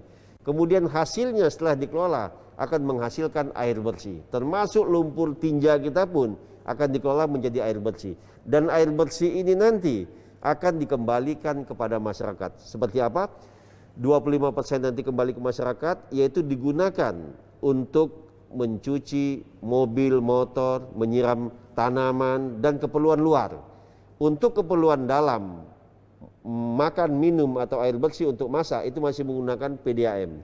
Nah, sisanya nanti air bersih hasil olahan ini akan dibuang ke sungai, sehingga tidak ada lagi pencemaran, limbah-limbah dibuang ke sungai kami, yaitu Sungai Batanghari. Jadi sudah bersih. Dan instalasi ini bisa kita dapatkan di banyak negara di Eropa. Pengalaman saya berkunjung ke salah satu negara Eropa, yaitu Denmark. Ada satu kota yaitu pusat pengelolaan air limbah, yaitu kota Aarhus. Di kota Aarhus ini pertama kali kami datang, kami dijamu minum air putih. Begitu kami minum air putih di sana, air putihnya sama seperti air putih yang kita minum, air mineral. Setelah kami minum air ini, kami dibawa keliling, dari mana sumber air putih ini? Nah, ternyata kami dibawa ke tempat pengelolaan limbah rumah tangganya, ya, limbah cairnya. Di situ semua limbah diolah, termasuk limbah tinja dan lain sebagainya, kemudian di steril lagi dan lain sebagainya, sehingga ada beberapa pengelolaan. Kemudian produk akhirnya adalah air bersih. Air bersih tanpa bau dan tanpa rasa. Dan secara kesehatan juga sudah tidak mengandung unsur-unsur bakteri dan lain sebagainya. Nah, air inilah yang dikembalikan ke masyarakat dan air di sana sudah bisa untuk diminum dengan proses ozonisasi dan lain sebagainya. Inilah yang kami katakan yang nanti insya Allah akan dilakukan di salah satu kecamatan kami di Kota Jambi ini. Waktu pelaksanaan yaitu dari tahun 2020 sampai dengan tahun 2024. Pembangunan sistem pembuangan air limbah, pengumpulan air limbah termasuk stasiun pemompaan. Kemudian pembangunan perpipaan saat ini sedang kami laksanakan. Goals-nya adalah mengelola limbah cair yang dihasilkan di rumah tangga menjadi air bersih. Seperti yang saya sampaikan tadi. Di mana air bersih ini akan dikembalikan ke rumah tangga berbentuk waste water reuse yang digunakan untuk mencuci mobil, menyiram tanaman dan lain-lain. Kami belum untuk kebutuhan dapur, ya, tetapi hanya untuk kebutuhan mencuci. Kemudian sisa air bersih yang sudah diolah dan sudah menjadi air bersih akan dialirkan ke sungai atau danau yang kami miliki, sehingga mengurangi tingkat pencemaran air sungai dan danau. Akopsi siap bersinergi dengan para bupati dan wali kota guna meningkatkan komitmen kita semua terhadap peningkatan sanitasi untuk mewujudkan Indonesia yang lebih baik. Dan kami, Kota Jambi, sebagai pilot project sewerage system di Indonesia, kami siap menjadi salah satu daerah tujuan untuk melihat bagaimana mekanisme yang kami buat saat ini dan mudah-mudahan yang kami buat ini bermanfaat nantinya untuk Indonesia. Kemudian dapat kami sampaikan juga pengurus Akopsi masa bakti 2017-2022. Saya Wali Kota Jambi sebagai ketua, kemudian Bupati Malang, Bupati Tangerang, Wali Kota Banjarmasin, Wali Kota Makassar, saat PJ Wali Kota Makassar, Wali Kota Bontang, Wali Kota Depok, Bupati Pringsewu, Wali Kota Cimahi, Wali Kota Bogor, Bupati Karanganyar, Wali Kota Mataram, dan Direktur Eksekutif kami. Di samping itu juga ada 492 kabupaten kota, bupati, wali kota yang bergabung dalam Akopsi. Akopsi organisasi yang sangat besar, melebihi Apexi, melebihi Apkasi, karena jumlahnya sangat besar sekali. Mungkin itu yang bisa kami sampaikan, semoga bermanfaat. Terima kasih, tetap produktif di saat pandemi dan bulan puasa. Selamat melaksanakan ibadah puasa. Wassalamualaikum warahmatullahi wabarakatuh. Waalaikumsalam. Terima kasih banyak Pak Sarif Hasa yang berada di Jambi, sekaligus di Jambi sebagai satu pilot ya untuk program pengolahan air limbah domestik.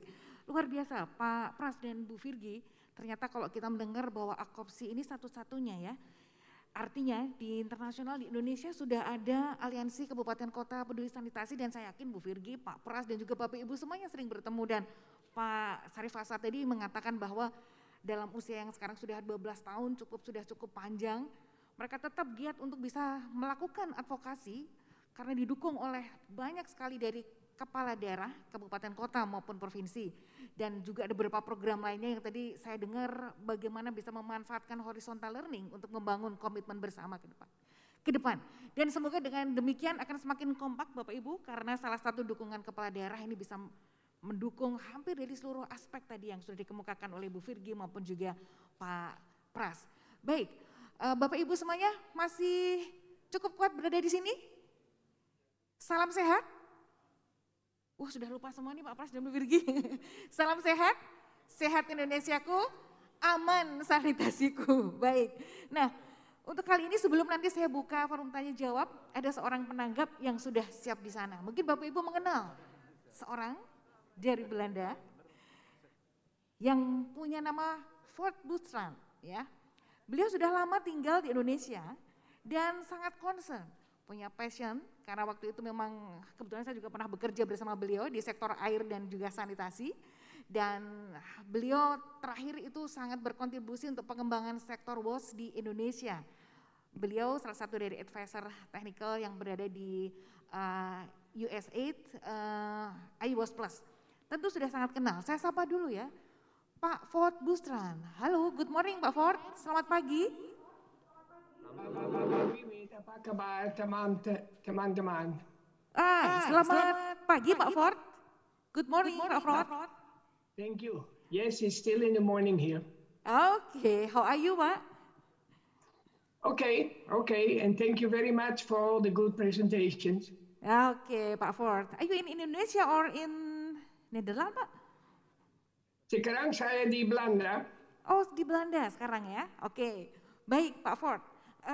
Ada beberapa hal yang nanti sebelum Pak Ford menanggapi, saya ingin bertanya Pak Ford. Pak Ford kan sudah mungkin lebih dari 15 atau 20 tahun di Indonesia. Tentu Pak Ford masih bisa bahasa Indonesia atau saya pakai bahasa Inggris Pak Ford? Dulu lancar sekali soalnya. Bisa bahasa Inggris, bahasa Indonesia. Up to you. Oh up to you. Oke, terima kasih Pak Ford. Pak Ford, you have been 15 years stay in Indonesia ya. Apa pendapat atau what is your opinion Pak about FSM Indonesia or about sanitation in present and also for the future? Is it getting better or worse? Lebih bagus atau malah lebih buruk Pak Ford? No, definitely better. Better in the last 5-6 years. I think there has been a lot of good progress. Yes. In many fields, from the organization, from the regulation, from the technical, from the promotion. Yeah. And I think the three speakers, they already presented very good this progress. Okay. So in Indonesia about, halo Pak Ford? Comment. Okay, please Pak, please continue. Time is yours. But I can do it in bahasa Inggris or in bahasa Indonesia. What do you prefer? What do you prefer Pak Pras? Bahasa Indonesia Pak Ford, because I know you can speak Indonesia very well. Please. I prepared it. I will just read it, and then thank you very much for the presenters. Yes. Terima kasih atas tiga pembicara, kehormatan Bu Fiji, Pak Pras, Pak Fasha, yang dengan sangat jelas menjelaskan dukungan kuat yang diberikan pada pemerintah tertinggi di Indonesia untuk peningkatan layanan air limbah bagi seluruh masyarakat di Indonesia. Ini adalah trek pertama dari trek Indonesia FSM 6 dan langsung menjadi salah satu yang terpenting dalam 2 hari ini. Karena semua yang berhubungan dengan perbaikan pengelolaan air limbah sangat perlu kearahan jelas dan positif yang diberikan oleh para pemimpin kita, baik secara nasional, terutama melalui Kementerian PUPR dan Bappenas ya, dan yang di sini, maupun di tingkat daerah, melalui semua wali kota dan bupati, diwakili di sini oleh AKOPSI. Andalah yang menentukan masa depan sanitasi yang dikelola dengan aman di Indonesia. Anda adalah orang-orang yang dapat 5 topik, membimbing, mempromosikan, merangsang, mengatur, dan mengevaluasi perkembangan sanitasi yang lebih baik untuk semua di tahun-tahun mendatang dan menunjukkan contoh terbaik di negara-negara lain di wilayah ASEAN dan seluruh dunia. Anda membimbingkan dengan menfokuskan semua pemangkau kepentingan untuk membuat langkah besar di FSM sebagai cara tercepat dan paling hemat biaya. Yang kedua, memperlihatkan semua komponen rantai sanitasi, mengidentifikasikan untuk masing-masing hambatan dan peluang, dan menghasilkan solusi. Jadi jangan hanya fokus untuk septic tank atau IPLT, harus lihat semua sistem dari awal sampai akhir. Anda dipromosikan oleh menunjukkan contoh layanan FSM, termasuk LLTT, like Pak Pras mentioned, yang terjangkau di seluruh kota dan kabupaten. Pembelajaran horizontal, twinning, knowledge events, seperti Bapak dari AKOPSI bilang, Wali Kota Jambi, di seluruh Indonesia dan regional. menggunakan tangki septik yang lebih baik daripada tangki septik yang bocor, yang cubluk, yang semua masih suka. Karena cubluk tidak perlu sedot, but it pollutes, but who cares? Mendukung 500 plus IPLT dengan desain yang lebih baik dan also harus lebih dekat kota dan kabupaten. Sekarang masih lebih banyak IPLT terlalu jauh dari kota kabupaten.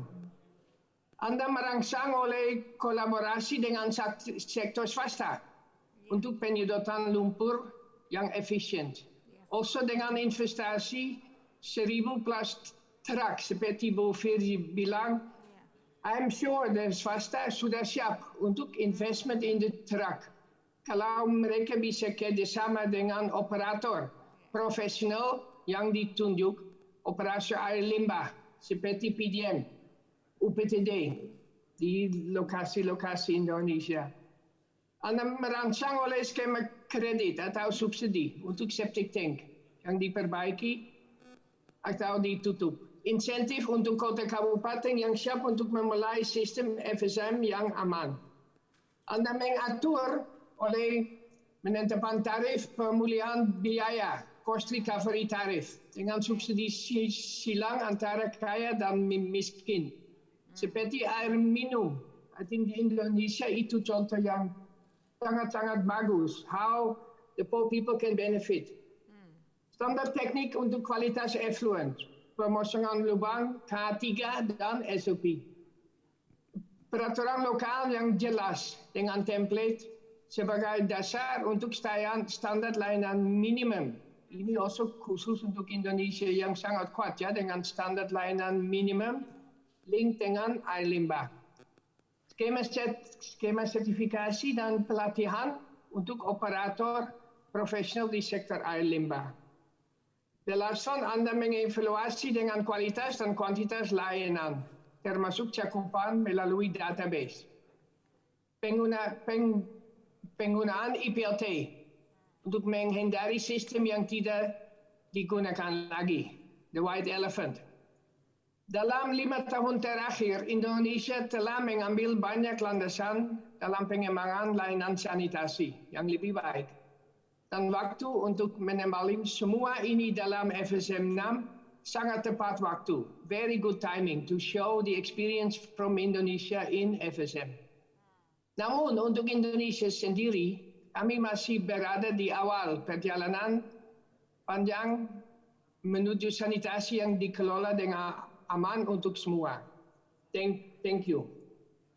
So Bu Firji, that was Bu Firji, Pras, Pak Fasa. Bu Wiwi, that was my short comments from reading your PowerPoints dari kemarin. Oke Pak Ford. This is enough Pak Ford? Yes, I think it is more than enough for the moment. Okay, thank you Pak Ford. Okay, we give applause for Pak Ford about what is your feedback. Dan tadi kita sudah mendengar apresiasi dari Pak Ford bahwa 5 tahun terakhir, karena beliau ini kan nampaknya dari dulu gitu ya Bu ya, sejak tahun 2000 itu sangat concern di bidang air dan juga sanitasi, dan beliau melihat bahwa 5 tahun terakhir ini sudah cukup banyak progres yang cukup bagus, dan ini saat yang tepat untuk mengangkat dan memperlihatkan bagaimana progres sanitasi yang bagus di Indonesia di FSM 6 ini adalah saat yang tepat. Terima kasih banyak Pak Ford ya, dan namanya hanya satu tanggapan saja, tapi nanti boleh silahkan Pak Pras maupun juga Bu Firgi, karena tadi ada beberapa catatan-catatan yang juga disampaikan oleh Pak Ford. Dan sambil kita menuju ke pertanyaan-pertanyaan yang nanti akan hadir di sini, juga ada beberapa Bapak Ibu, silahkan nanti kalau mau menanyakan. Tapi saya akan sapa dulu karena tadi saya melihat ada pertanyaan yang datang dari mana ya tadi ya teman-teman ya, kalau nggak salah tadi ada yang dari Semarang ya. Dari Tasya, Mbak Tasya, mahasiswi Pak, mahasiswi dari Semarang ya. Nah, kita coba lihat apa pertanyaannya, silahkan dari atas, kita lihat dari atas. Nah, ini ya, begitu ya. Oke, kita lihat seperti apa pertanyaannya. Nah, untuk urusan target sektor sanitasi di Indonesia, seingat saya Indonesia selalu tinggi. dalam dokumen RPJMN terdahulu ada stop buang air besar sembarangan Ibu, atau ada program stop BABS, program sanitasi total berbasis masyarakat yang jadi gerakan untuk menuntaskan stop BABS tahun 2024, dan ada universal access 100 ya, akses air minum 100%, kemudian 0 kawasan kumuh, dan juga 100% sanitasi layak. Dan sekarang kita menuju sanitasi aman 15%. Nah, jika kita cermati pada tiap 5 tahun BABS masih belum benar tuntas. Nah, ini ada pertanyaan Ibu untuk Bappenas ya. Apakah yang berbeda kali ini Bu Virgi? Apakah ada pertimbangan khusus atau ada potensi penambahan biaya untuk pendampingan penyusunan regulasi di daerah sehingga selain BABS juga ditambah sanitasi aman? Jadi artinya apakah ada apa sih yang menjadi latar belakang kemudian kita menuju pada sanitasi aman ya, walaupun ini sebetulnya adalah target SDGs 2030 yang jadi komitmen dari pemerintah Indonesia. Baik, itu dari Ibu Virgi. Ada lagi pertanyaan dari Ibu Virgi? Baik, kalau begitu mungkin satu persatu dulu ya Bu Virgi. Kami persilakan Bu Virgi, pertanyaan dari Semarang tadi Bu. Baik, terima kasih Mbak Tasya. Tasya, ya seperti nama penyanyi ya Bu. Iya, suruh nyanyi dulu harusnya. Ya. Baik, apa yang berbeda? Apa yang berbeda Pak Pras? Banyak sebenarnya yang berbeda, artinya satu memang waktu RPJMN sebelumnya 100 gitu ya. Mungkin waktu itu lebih fokus pada yang layak gitu ya, makanya 100 amannya itu datang belakangan, mungkin seingat saya baru 2016 kesini lah gitu ya, 2016. Jadi sudah di pertengahan RPJMN yang lalu, baru kita introduce ke arah aman gitu ya. Jadi berbedanya mungkin di situ. Waktu itu 100 pun cukup ambisius menurut saya gitu ya. Karena waktu itu mungkin baseline kita masih 60 sekian persen gitu ya. Baseline untuk akses sanitasi layak. Ke 100 berarti gapnya masih 30% gitu. Dan ternyata memang bukan terbukti ya, sedih juga gitu ya, capaian kita tidak tercapai di akhir RPJMN yang lalu 2019 itu capaian kita baru sekitar 72 atau 70 sekitar gitu ya. 2019 makanya buktinya baru 75-an kalau dia 75. Jadi di atas 70. Artinya memang yang berbeda, artinya kita coba strategi yang agak kita lebih fokus, lebih concise gitu ya dalam menetapkan target. Kira-kira berapa sih yang realistis untuk kita capai dengan baseline seperti itu. Baseline sekitar 75-an, artinya mungkin kita bisa dorong sampai ke 90, tinggal 15%. Mudah-mudahan bisa. BABS, sekali lagi menetapkan target itu kan juga tidak mudah. Ada beberapa skenario lah yang dipertimbangkan, bisa skenario pesimis, optimis, dan sedang-sedang saja, jadi ya kurang lebih gitu. Antara ingin mendorong dan ingin mendorong, menyemangati gitu, tapi juga realistis tetap tercapai. Artinya kita harus pertimbangkan semua resources yang ada juga, baik dari pusat, APBN, APBD, masyarakat, kesadarannya sejauh apa, kira-kira bisa nggak untuk mencapai target itu. Jadi pertimbangannya banyak, itu perbedaannya mungkin. Di situ mulai introduce juga target aman 15%. Kalau di RPJMN sebelumnya seingat saya belum ada gitu ya, secara seingat saya belum ada. Jadi tapi baseline sudah dihitung sejak RPJMN sebelumnya. Jadi target 15% di RPJMN aman untuk 2024. Itu juga dipicu oleh adanya target SDG yang memang tujuannya ke aman, jadi tidak ke layak lagi tapi ke aman. Kalau RPJMN sebelumnya kan kita berbasis pada MDG gitu ya, Millennium Development Goals yang memang lebih fokus pada universal access tapi yang layak. Jadi perbedaannya kalau dari sisi targeting seperti itu. Memang yang BABS ini dulu juga sudah 0 kepinginnya ya, tapi ternyata yang paling susah itu memang ternyata yang terakhir-terakhir ini biasanya kan begitu ya. Karena mungkin ada di pelosok atau di daerah-daerah yang persisten lah gitu ya, sulit untuk ditingkatkan. Jadi memang bagian-bagian yang paling sulit. Nah, mudah-mudahan kita bisa identifikasi daerah mana saja tersebut supaya kita bisa lebih targeting. Sudah kita coba lakukan targetingnya dengan lebih baik. perbedaan dari sisi target itu, dari sisi program dan pembiayaan, tentu saja kalau dari sisi pembiayaan terus-menerus kita gali inovasi pendanaan lain ya. Tadi saya sampaikan mudah-mudahan ya Pak ya, anggaran APBN-nya secara regularly bisa meningkat. DAK sih meningkat terus gitu ya. Kalau DAK cukup besar peningkatannya karena memang ini adalah punya wewenang daerah, makanya mungkin banyakan lebih pada transfer ke daerah. DAK hibah itu selalu kita siapkan cukup besar. Sayangnya yang diserap masih di bawah 50%. Gitu. Jadi mohon benar-benar dimanfaatkan. Nantinya mungkin saya ikut tadi bicara yang susah ini jadi syarat yang mudah. Jadi kalau mau dapat DAK harus serap hibahnya dulu misalnya gitu Pak Pras. Saya usul gitu ya supaya hibahnya ini juga benar-benar dimanfaatkan. Jadi kalau mau DAK kan lebih mudah karena tinggal usul kira-kira kurang lebih dapat gitu ya. Tapi untuk mendapatkan DAK terutama untuk yang fiskalnya cukup memadai gitu ya Pak, mereka harus memanfaatkan hibahnya dulu gitu. Karena hibahnya ini berbasis kinerja yang bisa kita pantau dengan lebih pasti gitu ya output dan kinerjanya. Jadi itu terus menerus kita tambah. Nah kita harapkan APBD juga terdorong. Makanya kami bekerja sama juga dengan Kemendagri. Mungkin ada Kemendagri di sini, kita dorong bahwa APBD lebih memadai gitu ya. Sudah ada peningkatan menurut catatan Kemendagri, saya lupa angkanya kemarin, ada peningkatan alokasi APBD. Kalau dulu waktu Akopsi didirikan itu pinginnya sampai 2% malah, tapi ternyata memang perlu banyak meyakinkan karena secara afirmatif mungkin kita belum bisa gitu ya seperti anggaran pendidikan atau anggaran kesehatan, tapi ini berdasarkan kondisi atau di daerah masing-masing kita dorong sebenarnya pinginnya ke sana. Tapi ya memang kalau semua diafirmasi ini 20%, ini 5% habis gitu ya untuk semuanya. Jadi kita harapkan tetap dilihat lagi prioritasnya mana yang paling. Sebenarnya ini terkait juga dengan pencegahan penyakit, sebenarnya bisa dikaitkan di sana atau pembangunan ekonomi lainnya. Kalau dari sisi pendampingan untuk penyusunan regulasi ada Pak Pras tadi juga sedikit menyampaikan kayaknya ya Pak, ada pendampingan dari program PPSP ya Pak untuk mendampingi Pemda menyusun regulasi termasuk ke arah sanitasi aman.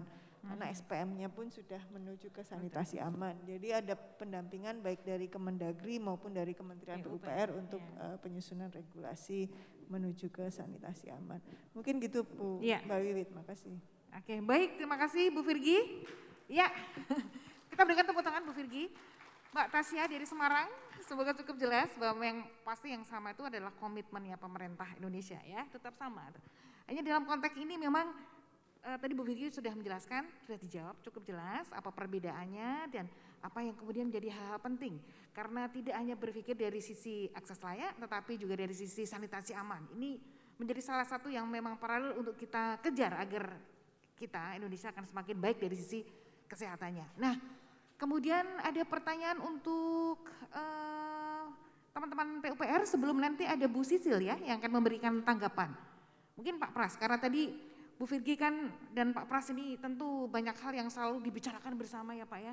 Sebetulnya cukup banyak juga pendanaan yang dikeluarkan di pusat tapi mungkin belum diserap juga oleh daerah dan sebagainya. Dan tadi kita juga mendengar beberapa hal teknis, bahkan tadi Pak Ford saja sudah kenal istilah cubluk ya Pak ya. Nah sekarang ditanyakan kembali, akankah target BABS disertai konversi cubluk atau revitalisasi tangki septik dan sanitasi aman disertai dengan penambahan jumlah daerah yang siap melaksanakan layanan lumpur tinja dan mengoperasikan IPLT secara optimal ya. Memang tadi beberapa sudah disampaikan oleh Pak Pras, tapi ini Pak Pras ada pertanyaan yang muncul dari peserta, kalau tidak salah tadi, saya catat tadi dari Jayapura mungkin ya. Baik, silakan Pak Pras.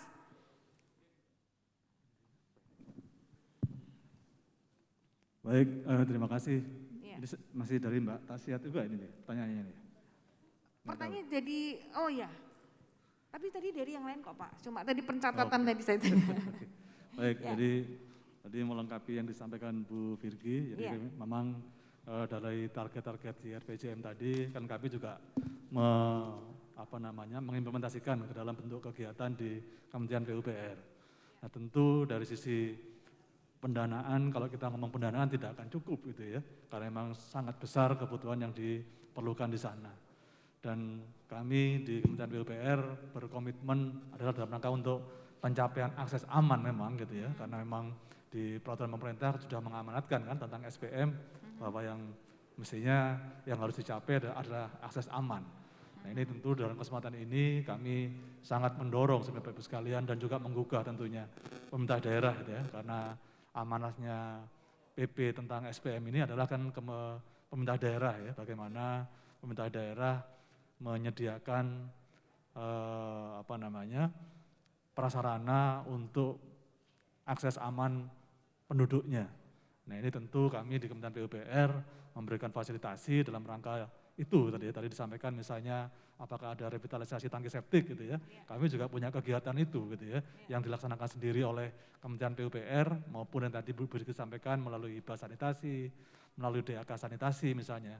Kami pun sekarang juga ada kegiatan sanitasi perdesaan yang membangun fasilitas jamban keluarga plus tangki septik individual.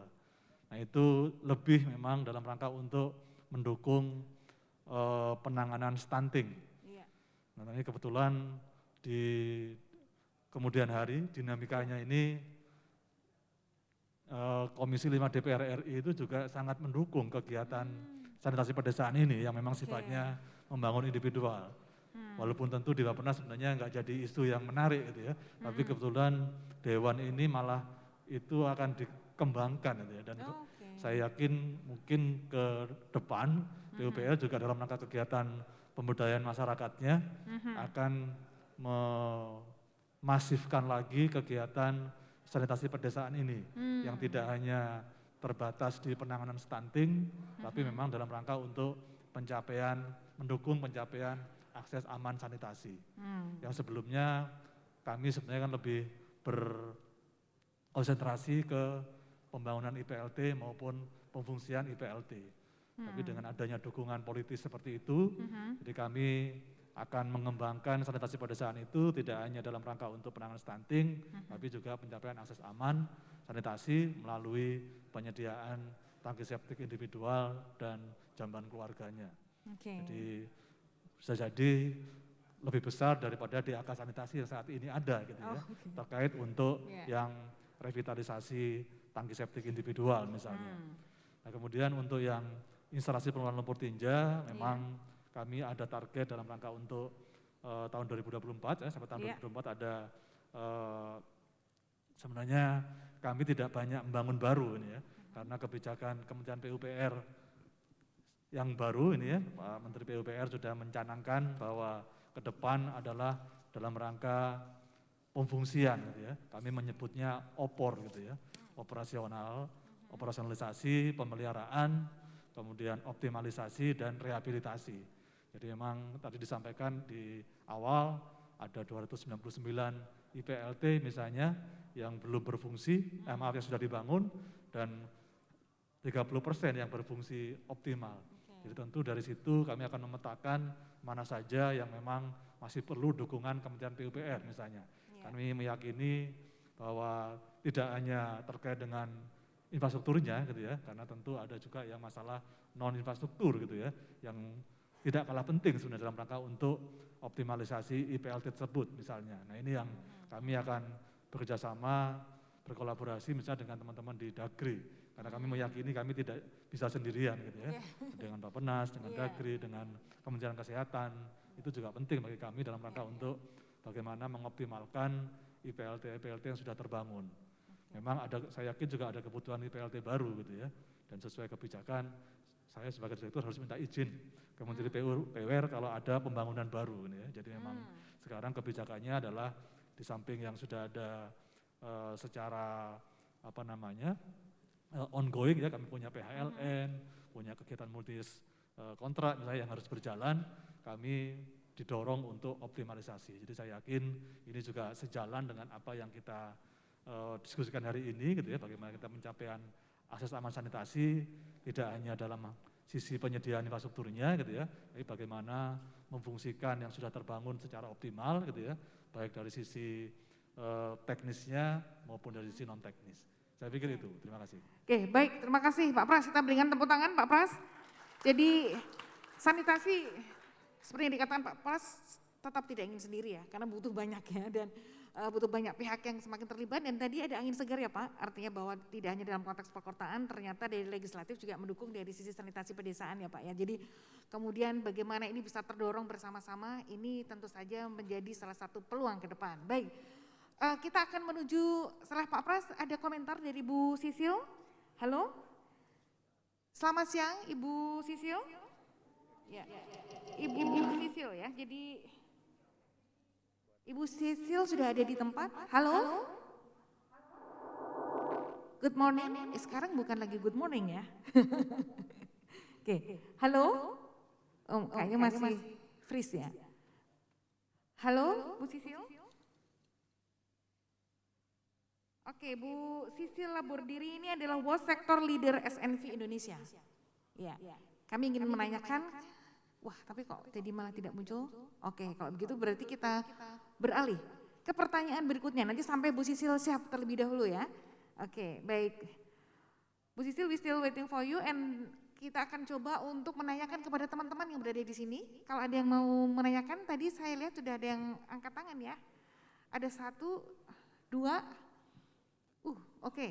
Jadi ada 2 ya berarti ya. Baik, kita silahkan bersiap-siap untuk menanyakan. Pertama kalau nggak salah tadi Ibu dulu, boleh lady first ya Pak? Ibu Indah.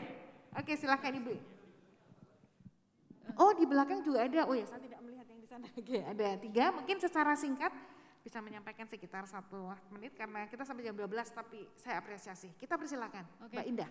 Terima kasih Bu Wiwit atas waktunya. Pertanyaan saya untuk Pak Pras kebetulan dari PUPR. Bu Indah, maaf dari mana?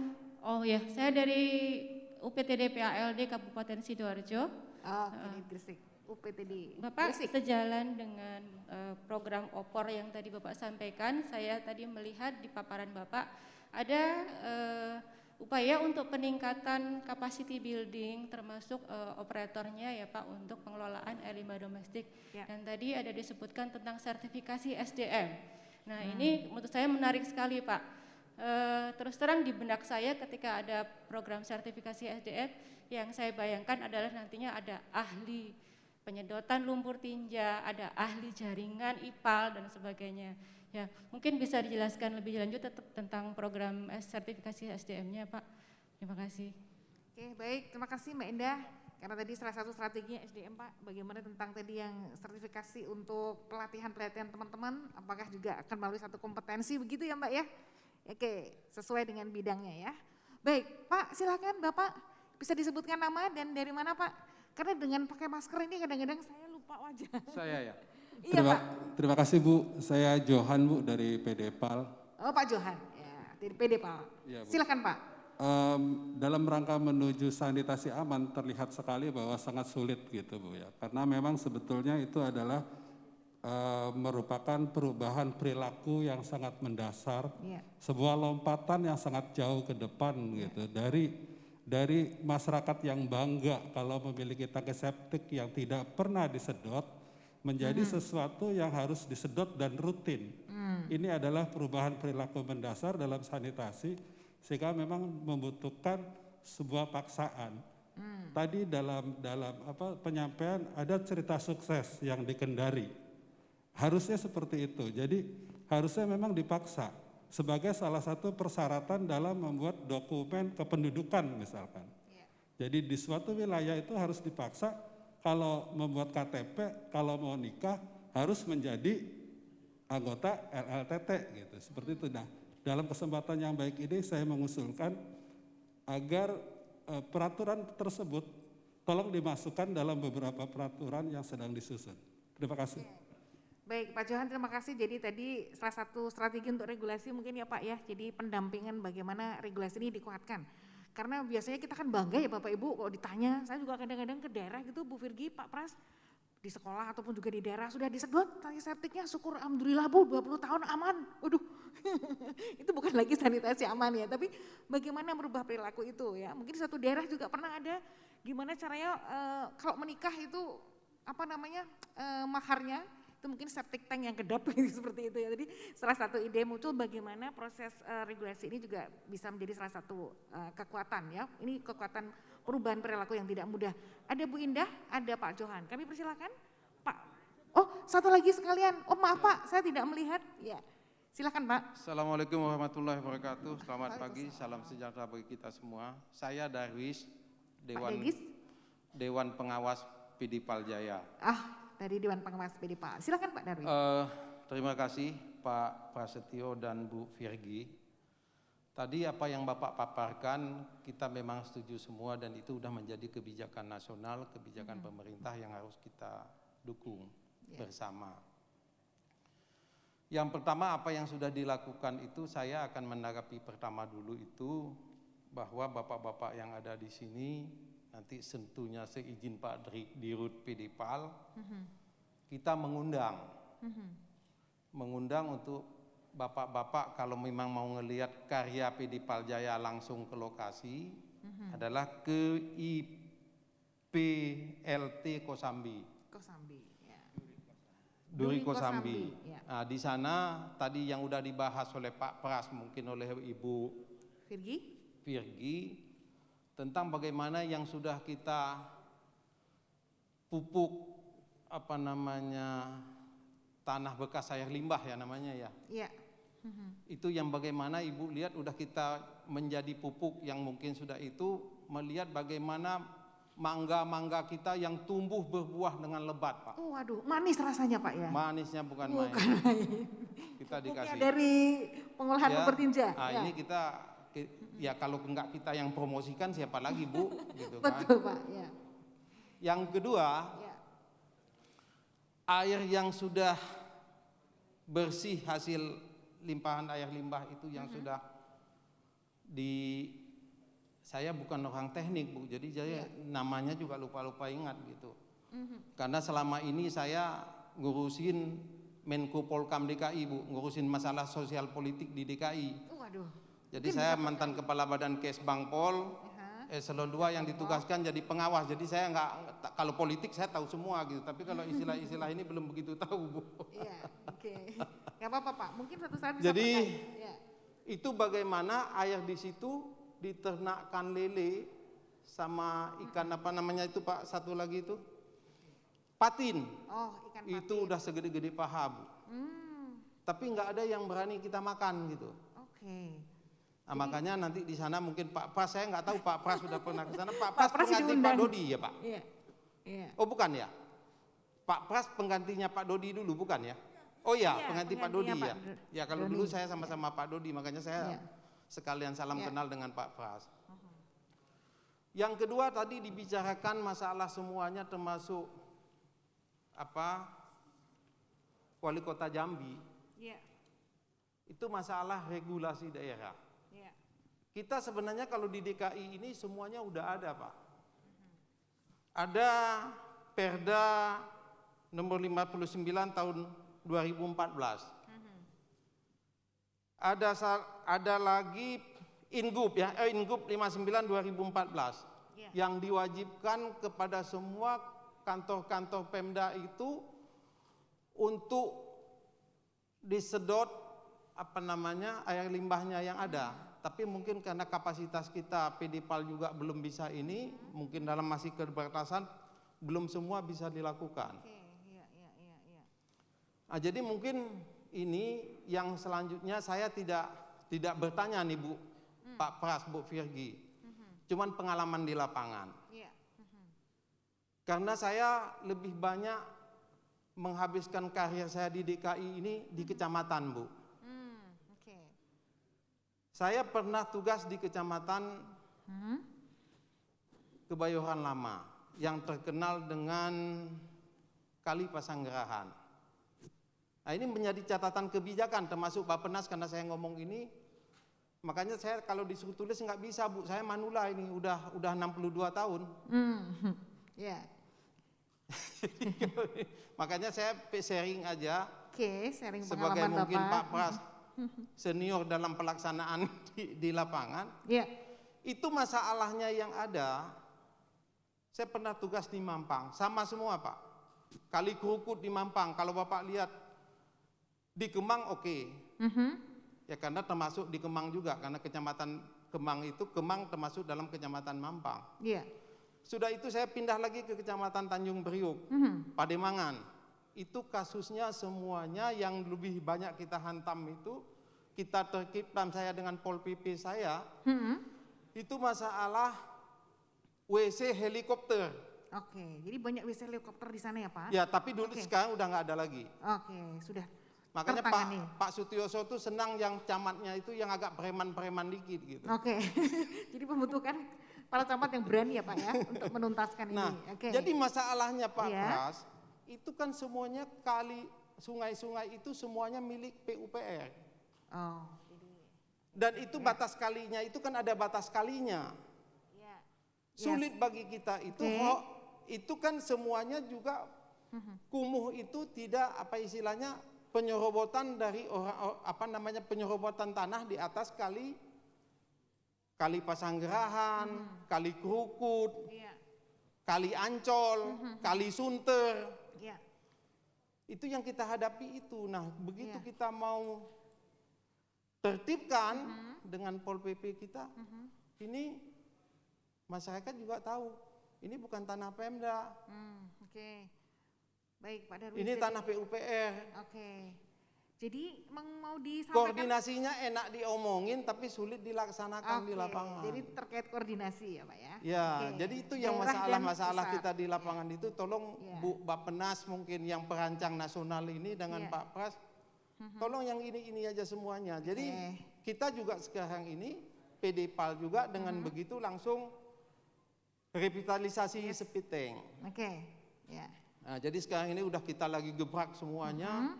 Dan supaya ini Ibu juga mungkin Pak Pras tahu atau Bu ini sebagai ini juga mungkin, tapi nggak apa-apa saya kasih tahu lagi ininya. Rata-rata di daerah kumuh itu, kalau yang nggak dekat kali, itu speed tank itu digali di dalam kamar. Mungkin nggak semua kita tahu. Karena sangat sempit ya. Ya, tapi kalau camat karena masuk kampung, keluar kampung, masuk gang, keluar gang, kita tahu gitu. Iya. Nah, jadi ini juga bagaimana misalnya itu, karena ini kebijakan.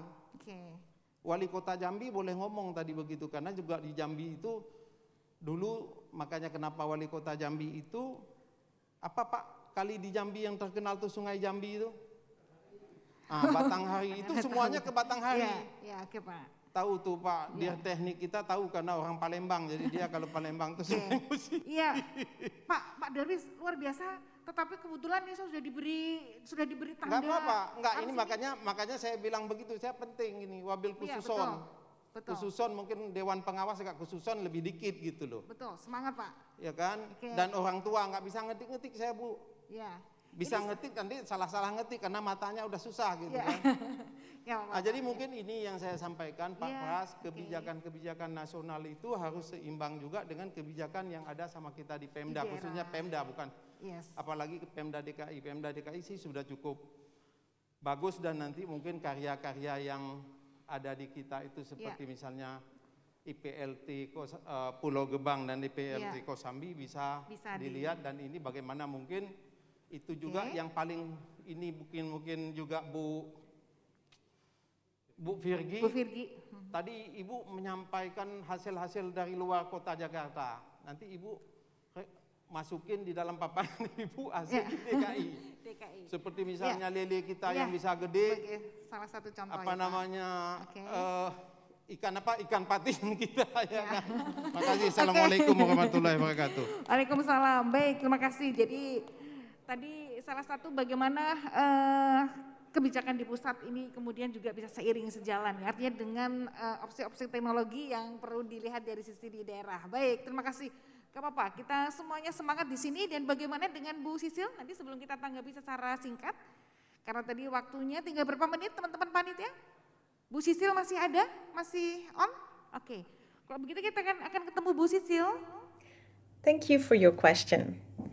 So I will base my answer on my experience in Europe and Africa. And as WASH sector leader for SNV, implementing citywide sanitation in 3 cities in Indonesia, providing institutional support in centralized sanitation construction projects, and support to the recent Sanimas evaluation on DWATS and community IPAL. Indonesian fecal sludge management policy is strong and balanced. It includes different sanitation approaches, so centralized, semi-centralized, individual. It has a comprehensive regulatory framework, demand generation programs such as SDBM, Saniman, as well as financing for wastewater and fecal sludge treatment. What remains the challenge is the functionality of infrastructure in the long term, operations and maintenance, and also the capacity of what should be skilled technicians. And here I'm talking about the masons, the tukans, the plumbers, and the fecal sludge technicians, operators, and emptiers. Indonesia can look at experience from developing countries, as you suggest, but also should look at developed countries. And I would say, especially in terms of curriculum and targets for initial educations, for technicians, as well as certifications. In European countries, the initial training of a mason or a plumber is 2 to 4 years and ends up with a certification and a technical license. In other countries I worked in, for example in Ghana, I was surprised to see that the entrepreneurs had a high level, and that enabled them to build performing containment systems such as watertight and well-performing septic tanks, and even to innovate with different technologies such as bio treatment, biodigestion systems at individual level. We can also see that these entrepreneurs are skilled in marketing, in cost management, and in small business development in general. This good technical and business management level from technicians contributes positively to reaching the government's targets towards sustainable development goals, as there is a grassroots technical capacity to respond to governmental ambitions. And I think this is something that Indonesia could get inspired from, to have a good technical relay of the governmental policy. Another observation from my experience in West Africa is high articulation between the private sector and the utilities. So the utilities can be private or public. In different countries such as Senegal, Côte d'Ivoire, Benin, Ghana, there's higher, the vacuum tank operators, the emptiers gradually became acknowledged by the government, were formalized into, so with licenses, and also are organized into federations or groups of emptiers. So when the vacuum tank operators, the emptiers, are organized and supported by the government, we can observe a win-win situation and a positive impact on the performance of the sanitation sector as a whole. Also, higher capital investment as private equity comes to complement the public funding, and a better sanitation coverage in general. Indonesia has ambitious targets in safely managed sanitation and in dislodging, for example, with the El Dua to Dua initiative. But there are still regulatory barriers to the participation of the private sector. I believe that it's important to facilitate the private operators' use of the IPLT to make it easy for them to be able to dislodge in the IPLTs instead of doing open dumping. And Indonesia could get some inspiration from African countries and European countries, which do enable a wide range of arrangements between the private operators and the public utilities. Thank you for listening to me. Terima kasih.